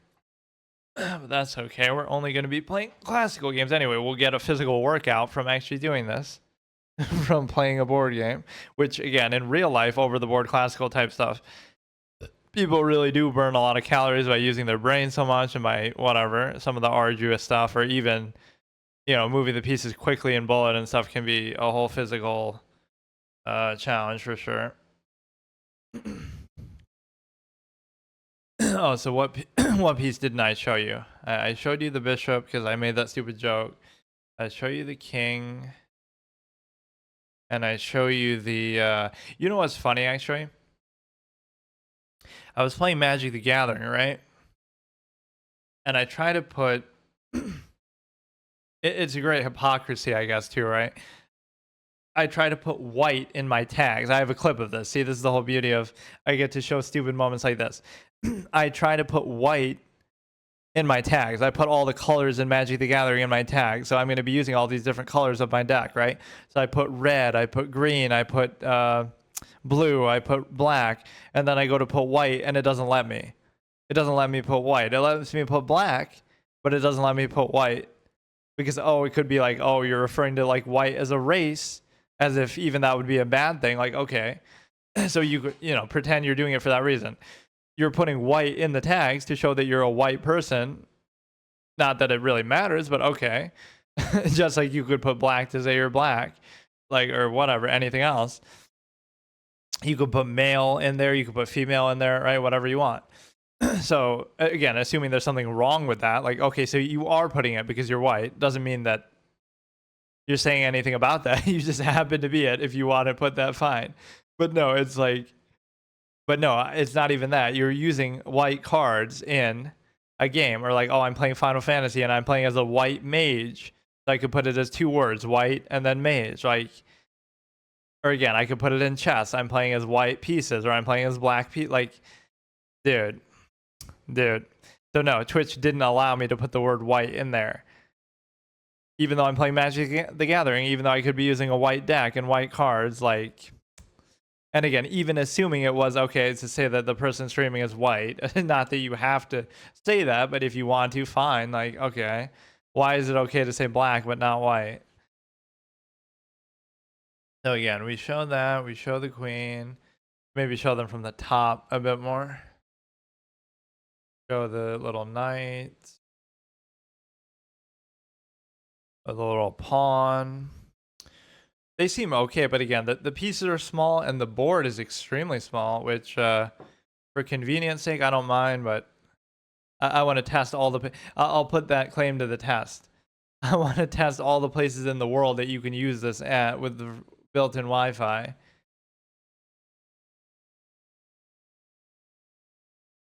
Really, that is extremely convenient. Like, okay, I'll go to the park and do it or whatever, but assuming like, why go to the park then? That's more to play against other people. It's kind of a cool icebreaker thing though. Like, oh, look at this cool board that I have, you know? So,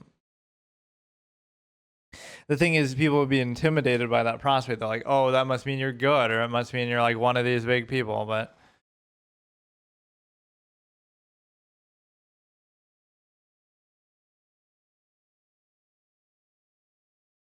okay, so the setup is complete and we're not even going to play a game, or maybe I'll play one game against like the bot the way I said, but I don't want to rush it either. So that could be the permadeath bot challenge, could be the one series that we have on here. I would have done permadeath variants, but if it's not going to let me, then I guess I just won't. Like where I play every variant until I lose a game, and I didn't even finish it.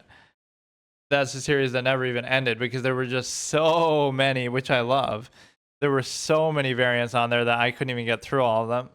Clearly because I was so good and went on good winning streaks with all of them, but actually just most of them I didn't go on very good streaks, but still. I can't remember what my best streak was. Maybe like black letter chess. I lasted like over 10 games or something crazy. That's what's really fun to see, like try to see how long you can last in each one and stuff. All right, here we go. Oh, it was doing like some crazy flash for a second and then I ruined it. Damn it, I wanted to see that. All right, so the thing is, that I could play a bot, but I don't have to. I could just sit here and, and be satisfied with the unboxing.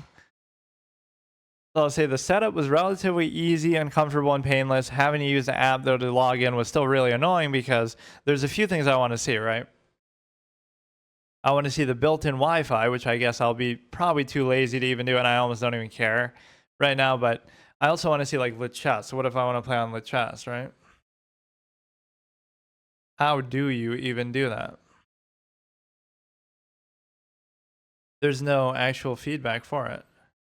It says works with chess, but how? I should look it up. How to use chess? Or I keep saying Squareoff on ChessUp.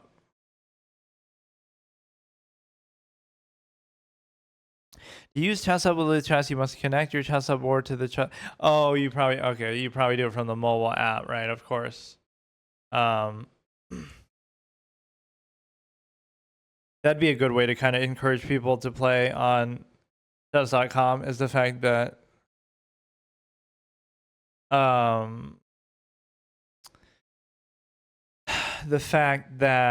you'd have to use the mobile app to do it, to do chess, but actually you don't have to because you had to do it for this anyway for chess.com too. App not required, directly from your ChessUp too. Wait, but it's giving me trouble now.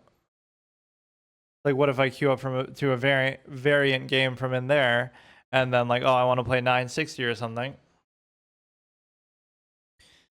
So let's hopefully it didn't log me out in doing that.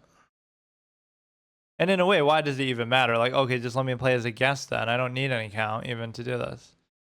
So the visually it looks good. It's easier to fit this on the screen too because you the other board was so big it would like hang off my table just because my table is so tiny, but this one is very small. It's like, you know what it reminds me of is almost comparing the Xbox Series S or whatever to the PS5 that I got. But like if you look at them side by side, the PS5 is like 2 times bigger, maybe more. That takes up like the whole table, and the Xbox is like tiny. Of course, it was like the Series S, which was the smaller one, and the bigger PS5, like the better one, but still. So what I want to do here is, I guess since you can use it with chess, I guess I could use my Blunderful Blindfold thing. Both of my usernames now are fake on there, or like dishonest. Like on chess, my username is Blunderful Blindfold after I had to delete my account, so that's like my backup one now. But I don't even play Blindfold, right? I was doing that at the beginning, but then I stopped. So, right, I didn't even get to do that, or so I don't live up to the name, or even here Chaturanga only, but I don't only play Chaturanga, so, or maybe I can't even do it. So pretend I'm playing here and we play as unrated.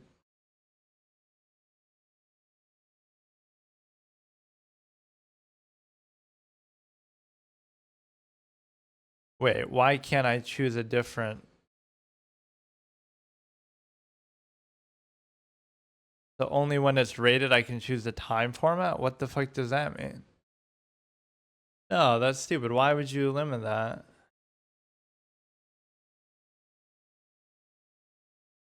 What? Wait, is that for real? So I can only do 5 plus 5 increment on unrated?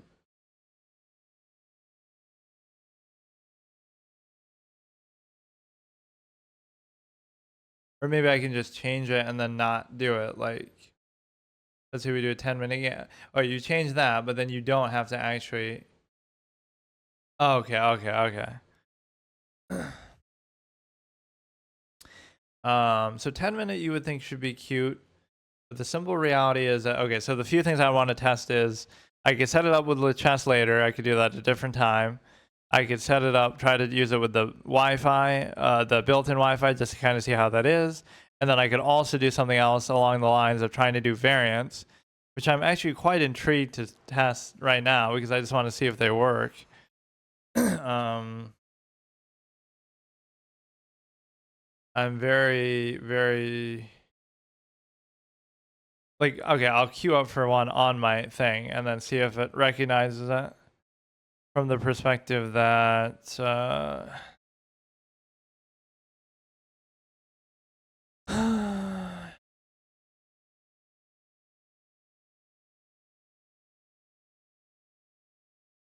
we go ahead, log into here on Chaturanga only and try to maybe do Chaturanga. That'd be so sick if I could do that. I'm kind of sad because it has so many good variants on here, and a lot of them would be playable with this. Like, you know, the fact that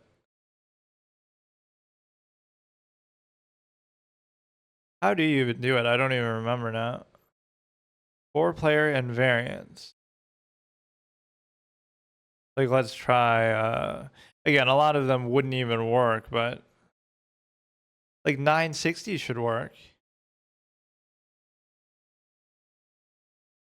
Right, 960 should work because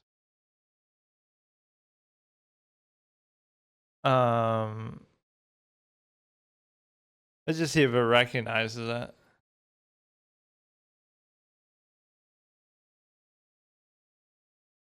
I'm playing a 1-minute bullet game of that, but there doesn't seem to be any feedback about it. All right, fine. That seems like a missed opportunity. Again, 960 you could do. You could remove the pieces and stuff, but whatever. So we could do a 10-minute unrated game like that, or we could do a bot. And again, if I'm going to do the bot, I'd probably have to show it from the other angle, even though you can't. I don't know how well you can see the screen here anyway, but I kind of want to show it, but also it's very uncomfortable for me because I have to like read it upside down. Maybe I should do a bot just to test it because of the simple fact that the pawn 425. How long will you last, or how long will you last in the chess ring against this pipsqueak? What? I can't read. This is upside down reading challenge on top of everything else against this pipsqueak piece. Okay. So yeah, let's just do this to test our first game here and see if it actually works. They're playing against the pawn. These are like some of the seasonal ones, or the ones that kind of change every month. Starting soon. Why does it take so long to start? Or maybe there's some issue with the setup of the pieces. Who am I? Dina, the cloud chaser who always does stuff like that. Okay, we're already having issues then. What the fuck? Everything should be fine. Kind of just press them down to make sure they recognize it. I mean, it's not even telling me if there's an issue with that. Right, if like there's an issue with the pieces. Right.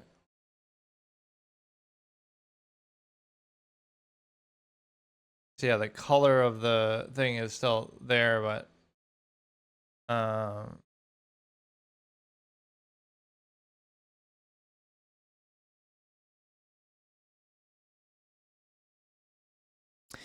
right, so that's unfortunate. I guess it just doesn't work, so fuck it. We wasted $300 now, but I don't know why that's a bad sign though. Starting soon. ChessUp. Starting soon bug. Which bots you have this issue? Didn't encounter this. Experiencing the same bug after ChessUp bot to play. A hard reboot of the board will lead to that same bug. Or like, can I even back out of it? Like maybe I'll try on the app for a second, but it's interesting to at least see that there is an issue with it. So it might just be for bots. Chess.com.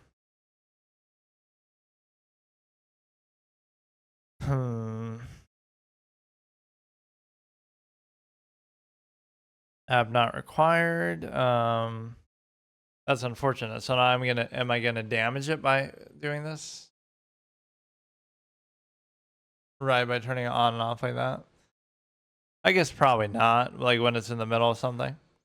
Get to see the beautiful lights.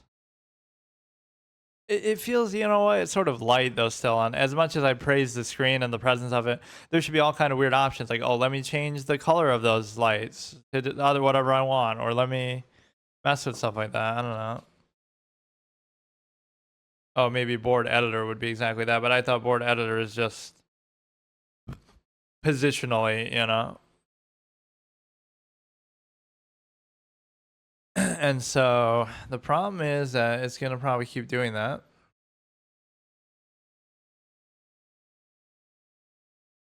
Or I should play as black as an honorary thing.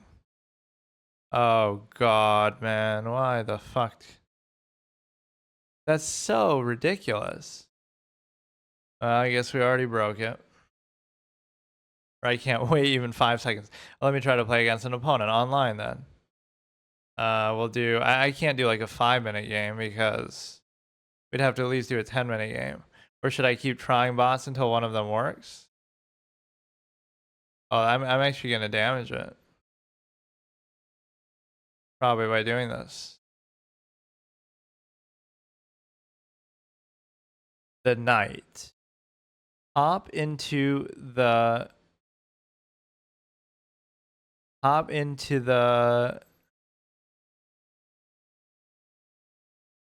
I can't even see what that says. Hop into the rig. This jumpy opponent. Oh, into the ring against his jumpy opponent. How long will you last? Okay, so this one's not going to work either, I'm sure. It's fine. Maybe the seasonal ones don't work. That's a bad start. I mean... Oh, that worked. Oh, he said it too fast, though. Fuck. Be warned, I am the bravest challenger to ever enter the ring. Of course, he's going to start up by moving the knight. Make it a 4-knights game. Yeah, this is how convenient, comfortable it should... Oh, this is smooth. I mean, obviously, you expect it to work, but there's something about it that I was worried. But if you have any honor, you will not exploit my only weakness. What is your only weakness? I mean, the knight has many. But no, like, the ChessUp Squareoff thing kind of fucked up a little bit, but it should be just as easy as that. So, I'm disappointed I couldn't play the pawn, though. Because I am extremely afraid of knights. What do you mean?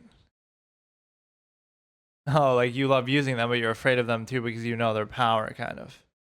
I don't want to play too fast either, but...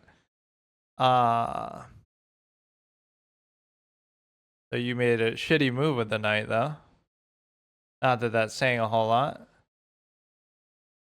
Run all you like. I have 4... Wait, what the...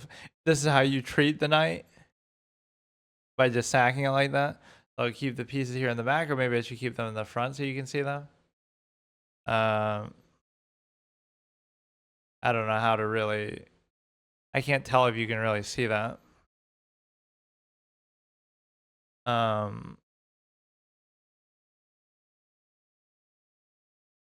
Let's see how good the feedback is on this, though, from the perspective that... Okay, so you bring out the queen. I guess since the board's not as big, too, I won't have to, like, reach as far and stuff, so that could be something. Advancing, adhere... Oh, wait a second. Oh, it fixed something that I didn't even give it credit for.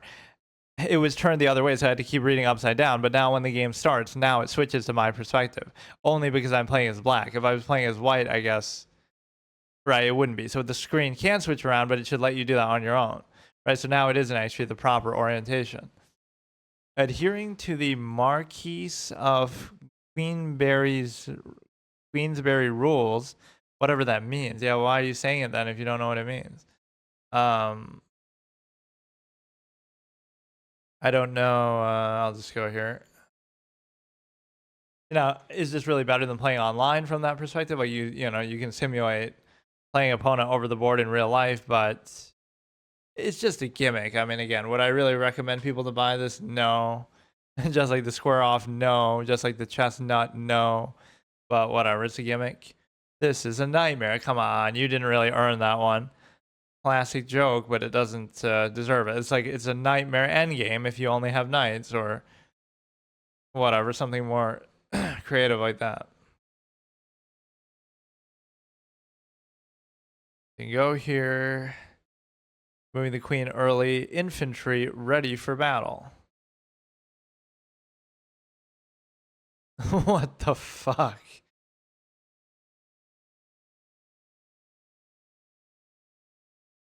I don't know how well you can see those pieces, but or they might even be blocking. It's hard for me to see this because again, it's in my tiny little OBS window. Like just think about the setup for a second though. I want you to appreciate. Like maybe I should put them a little more. Well, I don't know.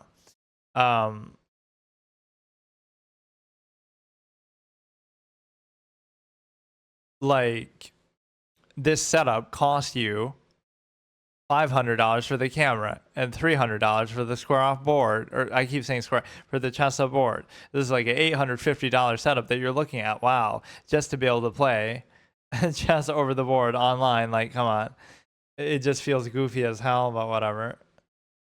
So I'm trying to show you the capture pile there. I don't know exactly if that's the best way to do it, but so it doesn't block anything or get in the way of anything.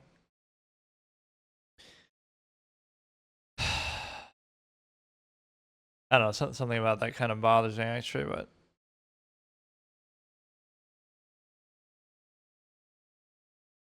of course here we don't have to worry about time, although time can sometimes be an issue with these type of things. Like I said, I almost had to play classical games with the Squareoff, otherwise it was just too much distraction. In addition to streaming, in addition to having to reach over, in addition to obviously just having to move my opponent's pieces too. I capture most most foul. But he didn't even capture anything. What are you talking about?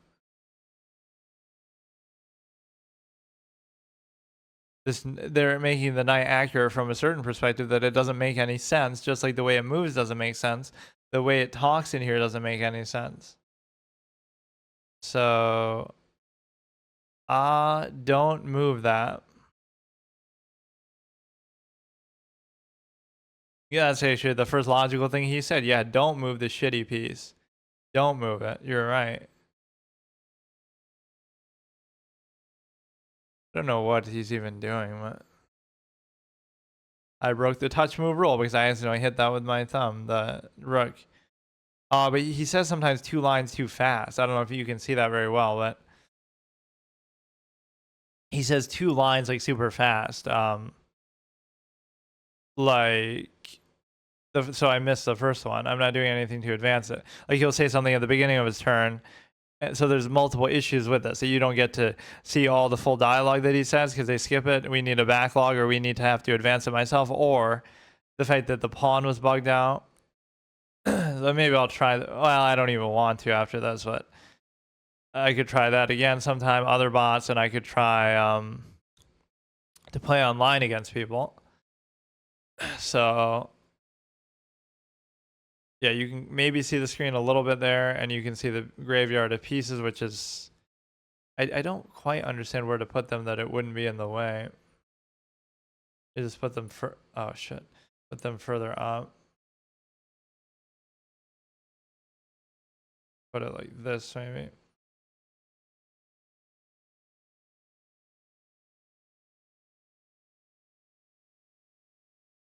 Yeah, that's not blocking anything, I guess. Just kind of the taller pieces are a little bit harder to deal with in that manner.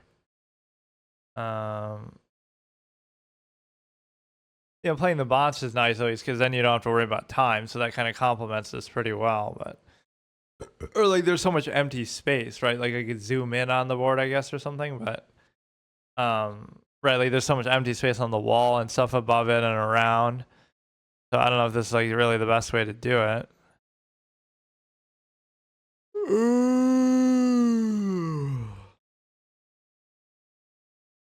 But that's not really a fault of the board. That's just like my setup I can mess around with.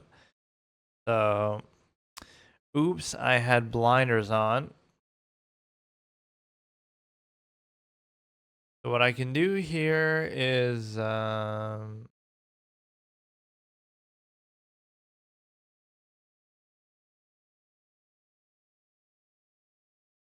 reason to really take that, but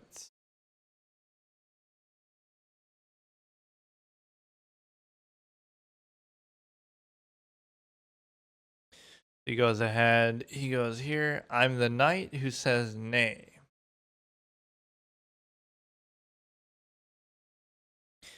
So you're moving the queen way too much, right? That's the beginner's mistake number one. Shouldn't move the queen at all, ever, in the early game. Or maybe, oh, see, he did it again. Unbinded capture, unbridled capture.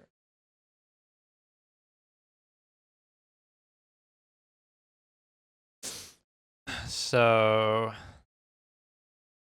we're double attacking that, but the bishop's still covered, so we need to triple attack it. I could go here. I'm maybe tunnel visioning on this a little bit, but it's all right. Make my way for the lady of the kingdom. My threat is coming in full trot. Actually, it's coming very slowly with one slow, pointless queen move after another.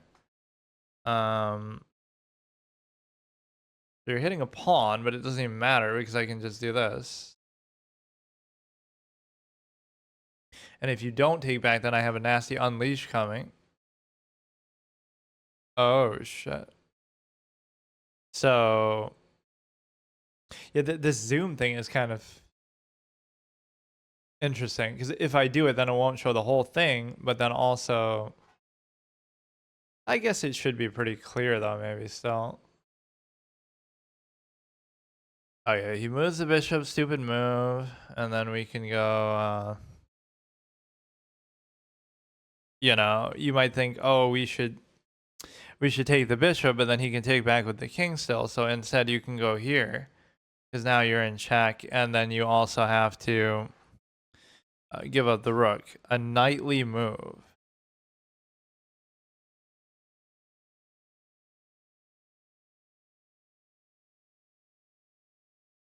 Excuse, he cuts off so fast. Yeah, if you like the knight so much, why didn't you move the other one?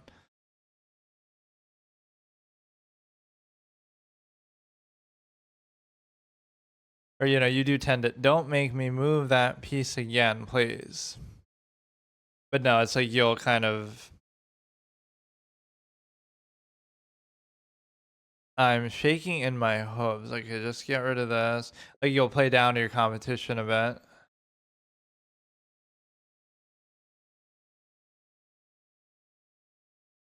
Or what if I make the wrong move, then will it? If you're in check, you'll lose the queen. Yeah, only fitting that your queen gets taken by the knight of all things. You go ahead, you take here, so it's comfortable. It seems to work pretty well. I mean, no cause for celebration that it just works. Like, wow, it recognizes the pieces, but still. Get it away. It seems to be somehow faster than the other one. Maybe it's just because it's smaller that I can reach it easier. It's somehow a lot more comfortable that way. But again, that's more so just the goofiness of my setup that I have to reach over and it's at such an angle. That's not really to the credit of the thing. Get it away. No more horses, please.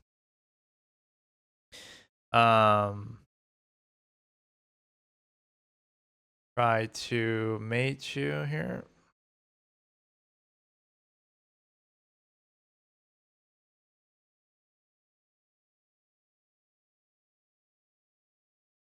I should try to mate you with a knight just as BM for the whole experience, but you won't take with the knight. Here I get always so lazy because I just feel like,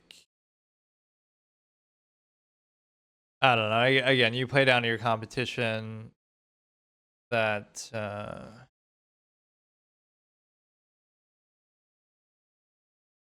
I keep skipping his dialogue, which is the whole point of why we're doing this. But this will be part of my new renewal of the Permanent Bot Challenge. That's the one series I'll definitely do on here.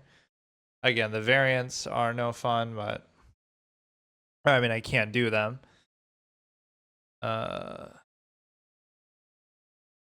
What is it that? Whatever. I'll just. I hate thinking about these kind of positions. It's just kind of annoying. Or these don't feel like they have that magnetic issue with it as much.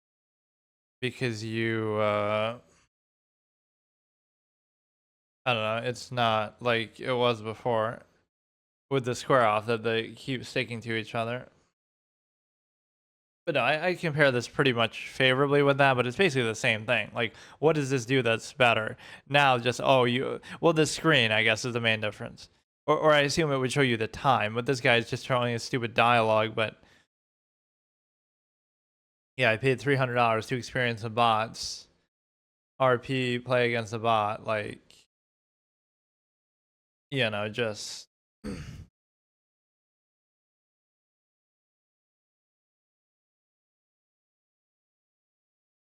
Or what, he's gone like all quiet all of a sudden?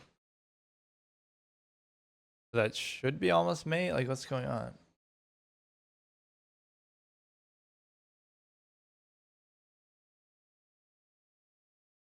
Okay, so you take with that. You could have just blocked with the thing. Raise the banner. The vanguard rides at dawn. Dude, is it not mate or what? I get so annoyed in these situations. Now you go here. Now you go here. Go behind. Oh my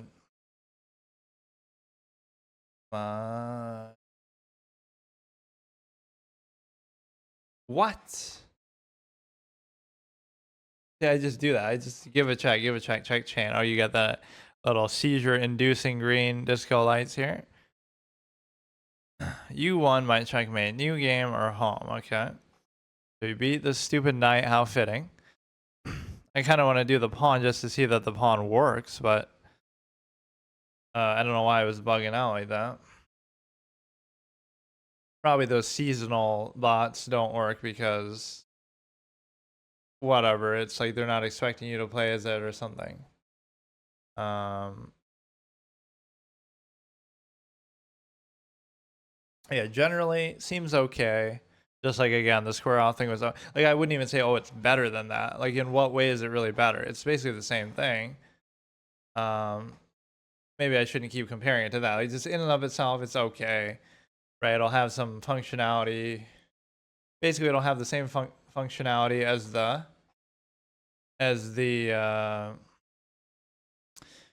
website, right? Chess.com. So I mean, which means you'll have to pay to review games, but you can use it with the chess too, which is good. I'm glad they didn't monopolize to that extent.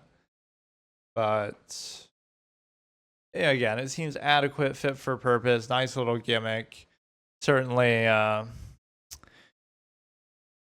certainly does what you want it to do, but there's maybe, oh, now the thing has changed altogether. That's so weird.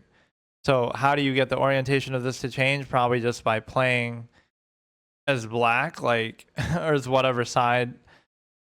So it assumed that I was white at the beginning. It assumed my race, haha, that it was showing the other way. So that's the way you change the orientation. You have to play as black, and then it'll switch, or whatever side you're facing. Which is fitting for me to be black because, oh, I'm so good that I need to give them that advantage, or because because I'm more defensive minded and stuff like that. Again, chess.com. So there's like the bots that you play on this page are not these are just like generic bots, right? Those are not the chess.com bots. I just feel like they miss certain opportunities with this. You could have infinite customization options here, the colors or different modes, variants, whatever, and you could do it all from this menu. But they limit this so much. Why does this have to be limited when this screen has so much potential? And again, I assume it'll show you the time. Wait, fine. I want to beat that stupid pawn just because it crashed my system. Let me do it quickly. I want to blitz him down. Don't mess up. Don't bug out. Ah, we're losing to the pawn without even being able to play. Oh, there we go. Hey, you. Yeah, you. You think pawns are pushovers? Not as much of a pushover as the knight.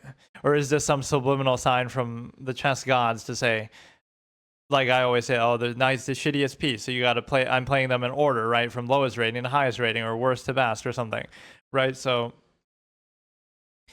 it wouldn't let me play the pawn first. I have to play the knight first because the knight is actually shittier than the pawn. So therefore, it actually validates that.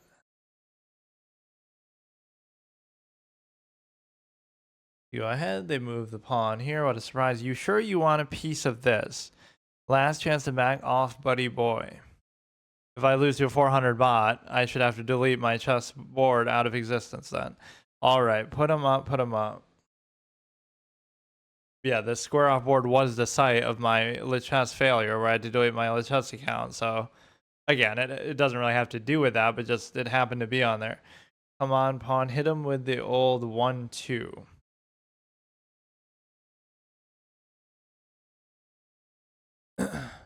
You can run, but you can't hide. I hate how it skips that. Fellas, it's the queen. Boy, howdy. He's here at my game. Hot dog.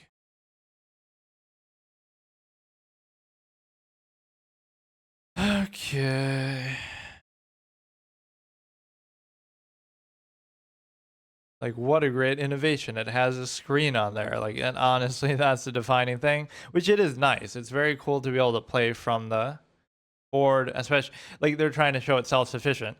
You don't even need Wi-Fi. You can be out anywhere, and you could be in the park, nature, whatever, and it has built-in Wi-Fi apparently, which I haven't tested that. And it has the built-in touchscreen, which means once you set up your account, whatever, one time, you don't even need a phone. You don't need anything. Right? The only thing it's missing actually to be truly fully interactive would be possibly some of the other features from the site, like I said, variants and stuff that I keep harping on, but also the magnetic thing where it would move your opponent's pieces on its own, right? That would be the one missing thing. That's right. I'm threatening your piece. What you gonna do about it? Okay. I'll try to put the pieces like this so the pawns can go there, but then the taller pieces should go further out because otherwise, it doesn't seem to bug out too much when I accidentally hit the wrong piece. But that should be the touch move rule that I'm forced to move it, which sometimes that would happen almost by accident too. Just these are hard to take it seriously. Like, oh, I could make try to make the best moves, this and that. The problem is that when you're playing such low-rated opponents, you almost feel embarrassed for it, right? You feel bad that your accuracy. I don't care about no stinking accuracy. I feel the same way. Go ahead. We'll just take here. They move the queen too much early, though. I mean, regardless of level of play, this game won't be the same without that pawn. Superfluous king and queen moves. What a crazy guy. Napoleon complex. I don't know that opening.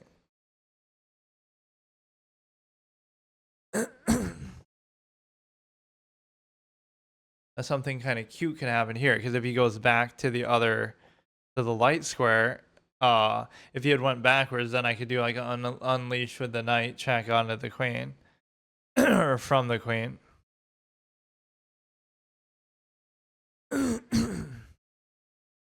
Or I guess I'll just do this. Okay, that's not really. I keep dropping it just because I have to reach. That's not really the fault of the board. Yeah, I would rate this almost the same as I would rate the Squareoff, just because it is more expensive. It is, you know, whatever. Um, like again, the only thing better is the screen and maybe chess.com support, even though technically that would have let you use it, but now they're trying to throttle that a little bit. What would be the other difference? Like it's smaller, which isn't really a positive or a negative. It's just convenience factor. Like that's like a tournament size board. This is smaller. The pieces there are actually quite hefty though. These are kind of just simple pieces. Those are like very thick and big. I don't know. Wait, what is he even doing? I don't know what he did. He's doing this. I don't know what's happening. Why was it lighting up all different ways? Oh boy, you sure did it this time. I'm using my big buddy rook. Um. Okay.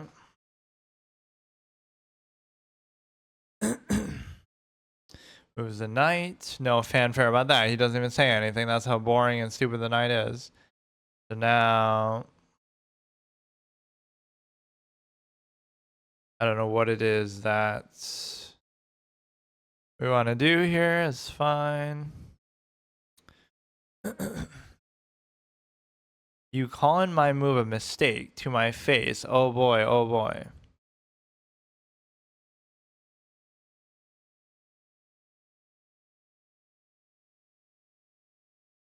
You can pin that knight. Big deal. I can move diagonally too, you know, when I feel like it. Um,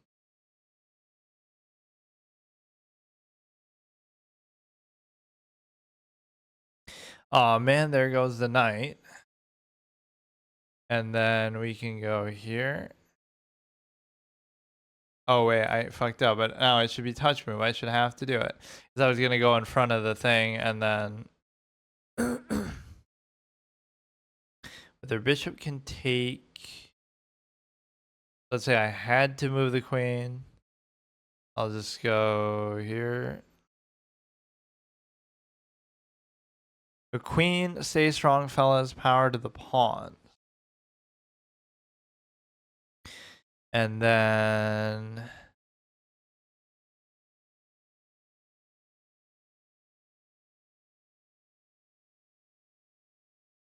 I did try to follow like the touch move rule when I was doing, you know, I was trying to play it completely legitimately, like not only touch move rule and then classical time format, and then even like, there was some other rule I said like,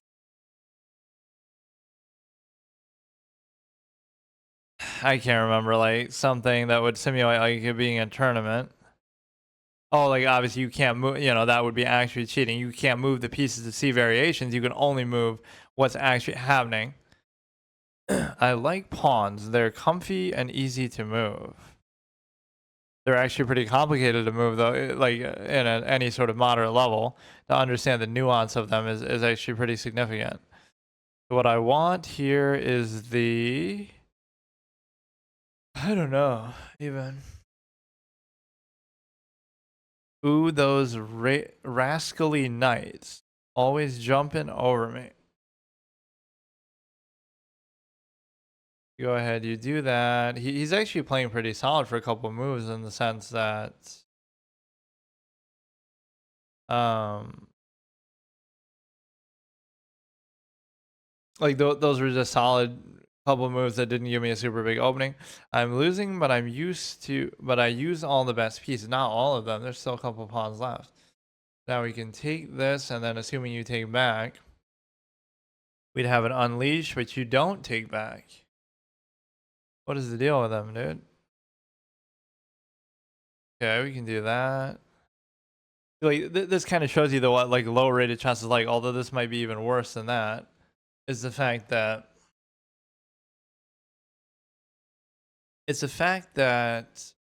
you know you don't get better because you're just kind of bullying people. You got to get to a certain point where that becomes the case, where you really have to be better, or he's just not even taking back normal things. Pawns, pawns, pawns, pawns, pawns. I'm kind of desperate to do this on leash, but he won't take anything with the king. Ouch, or ooh, you pesky little, I'm hopping mad now. Now we can just do whatever I want. Because you're gonna check. You could take here. And then you're gonna bring the bishop out.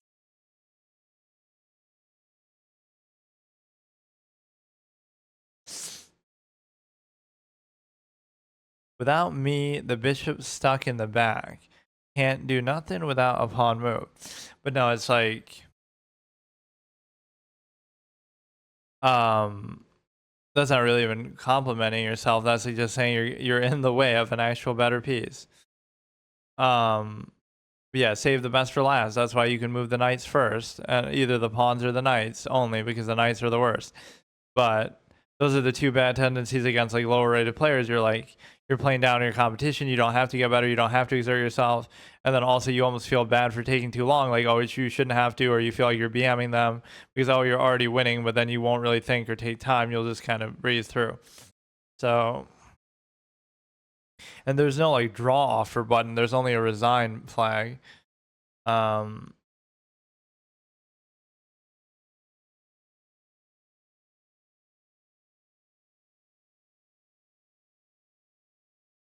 Okay, we're running out of space in our little piece graveyard here, our capture pile. Make way for the rook.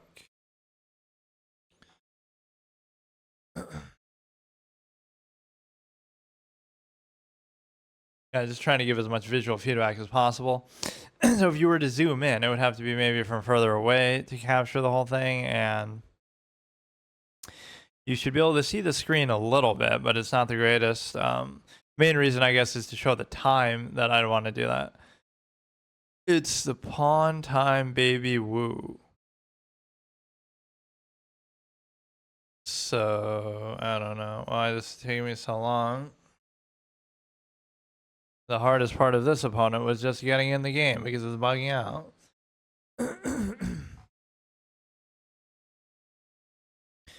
Like, I'm sure I missed mate like a million times in all these games, but, well, back off. Can't I block this check with a pawn?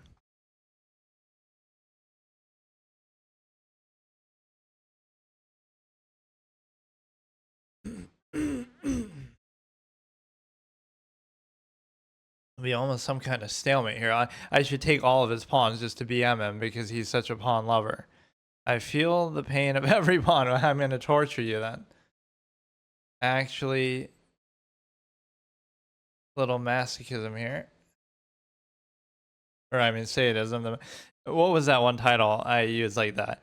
I hate draws and I...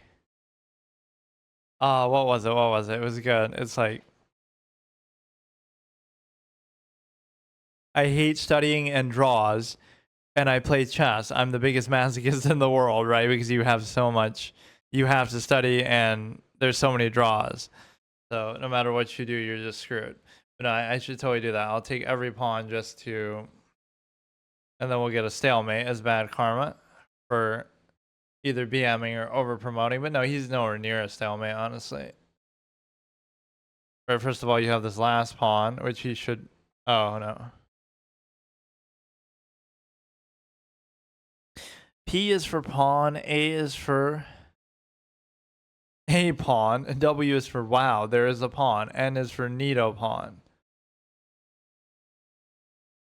Kind of cheating the whole point of what that would be because he's using multiple words.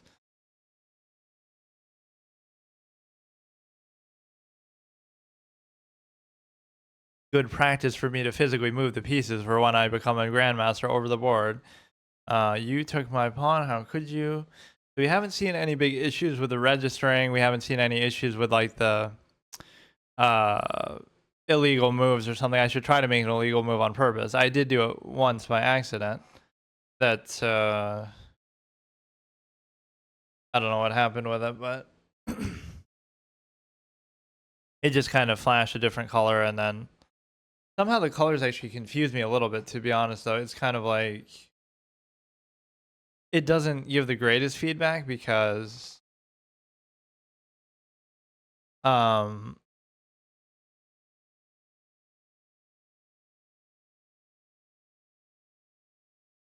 the light and the dark tint and all that isn't the greatest. I'm actually doing this kind of wrong, which is shocking. I just get lazy at this point in the game. How does this take so long, man?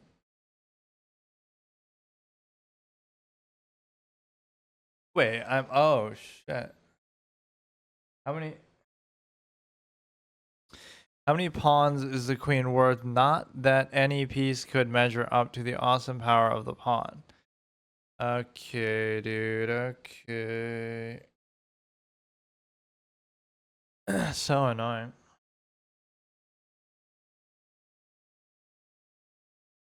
You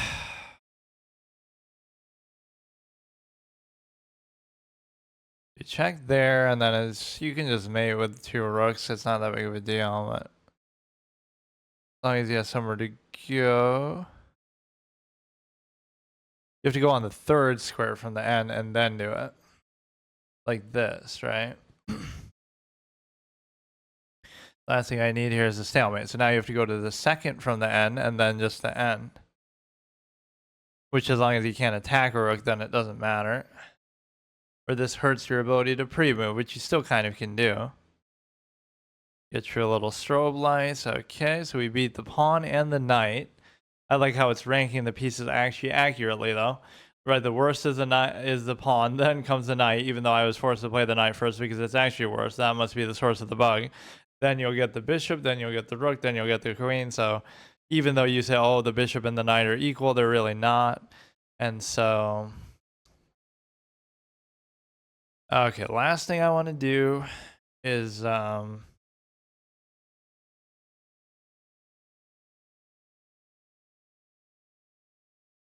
I could play against a player,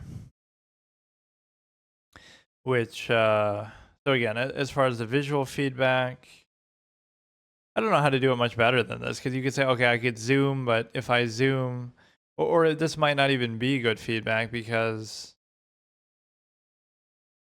you're seeing it in such a way that, I don't know, you might not really be able to see everything perfectly at this angle. I could turn it kind of the other way where, I don't know, I'll have to see, but this seems like the right perspective because like this is kind of how you sometimes see it at tournaments, but the angle might be a little bit higher, so you can see like, because sometimes the pieces block each other where you can't really see everything very well. So you could like turn it at the angle and then it would show it.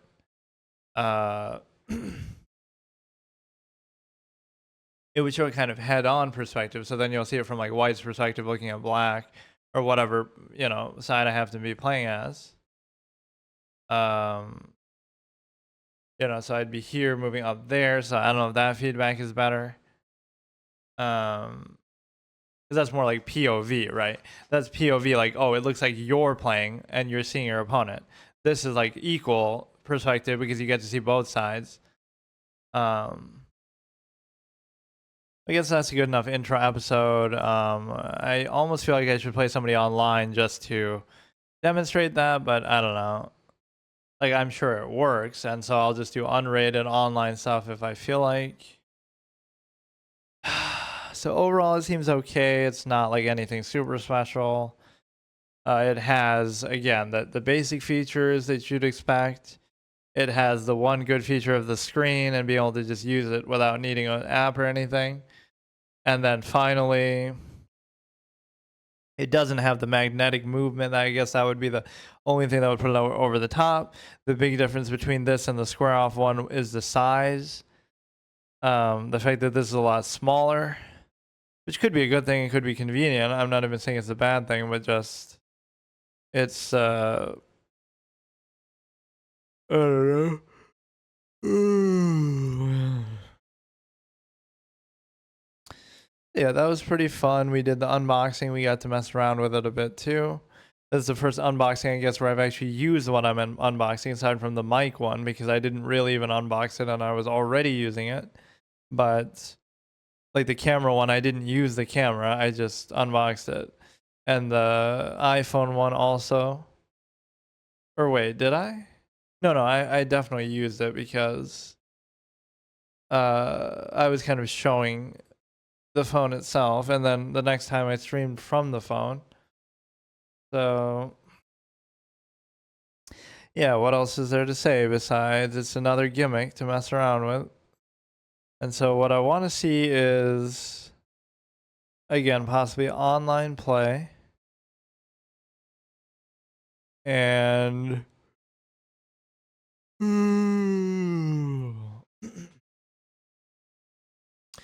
reason why, or like even the angle of it, I'll have to like watch back the VOD.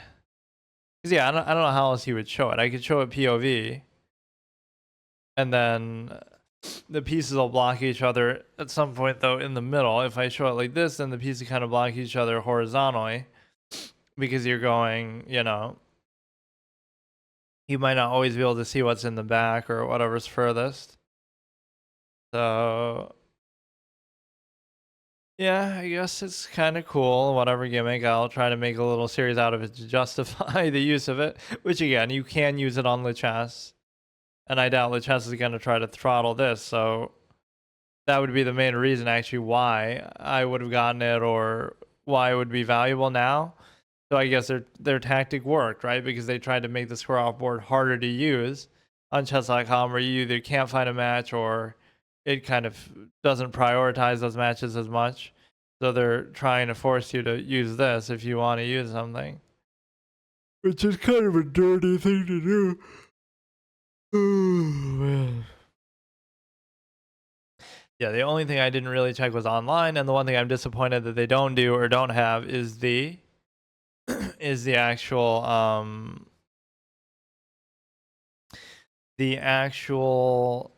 like variants and stuff. I'm not seeing anywhere where that would be available. In fact, I'm not seeing much at all.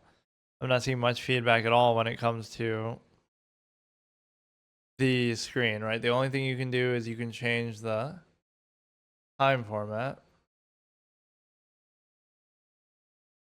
Oh, so you have rapid, blitz, bullet, bots. Okay. Yeah, we started the permanent bot series though from the perspective that I can play every bot till I lose the game, then that series is over. I don't have to delete anything. That's just a little bonus thing. That's the biggest thing I'm annoyed though is you know, I could still do that in a way. Like I could play permanent variants and then just simulate it on here, but I mean then you could do it in any way. Like just simulate the move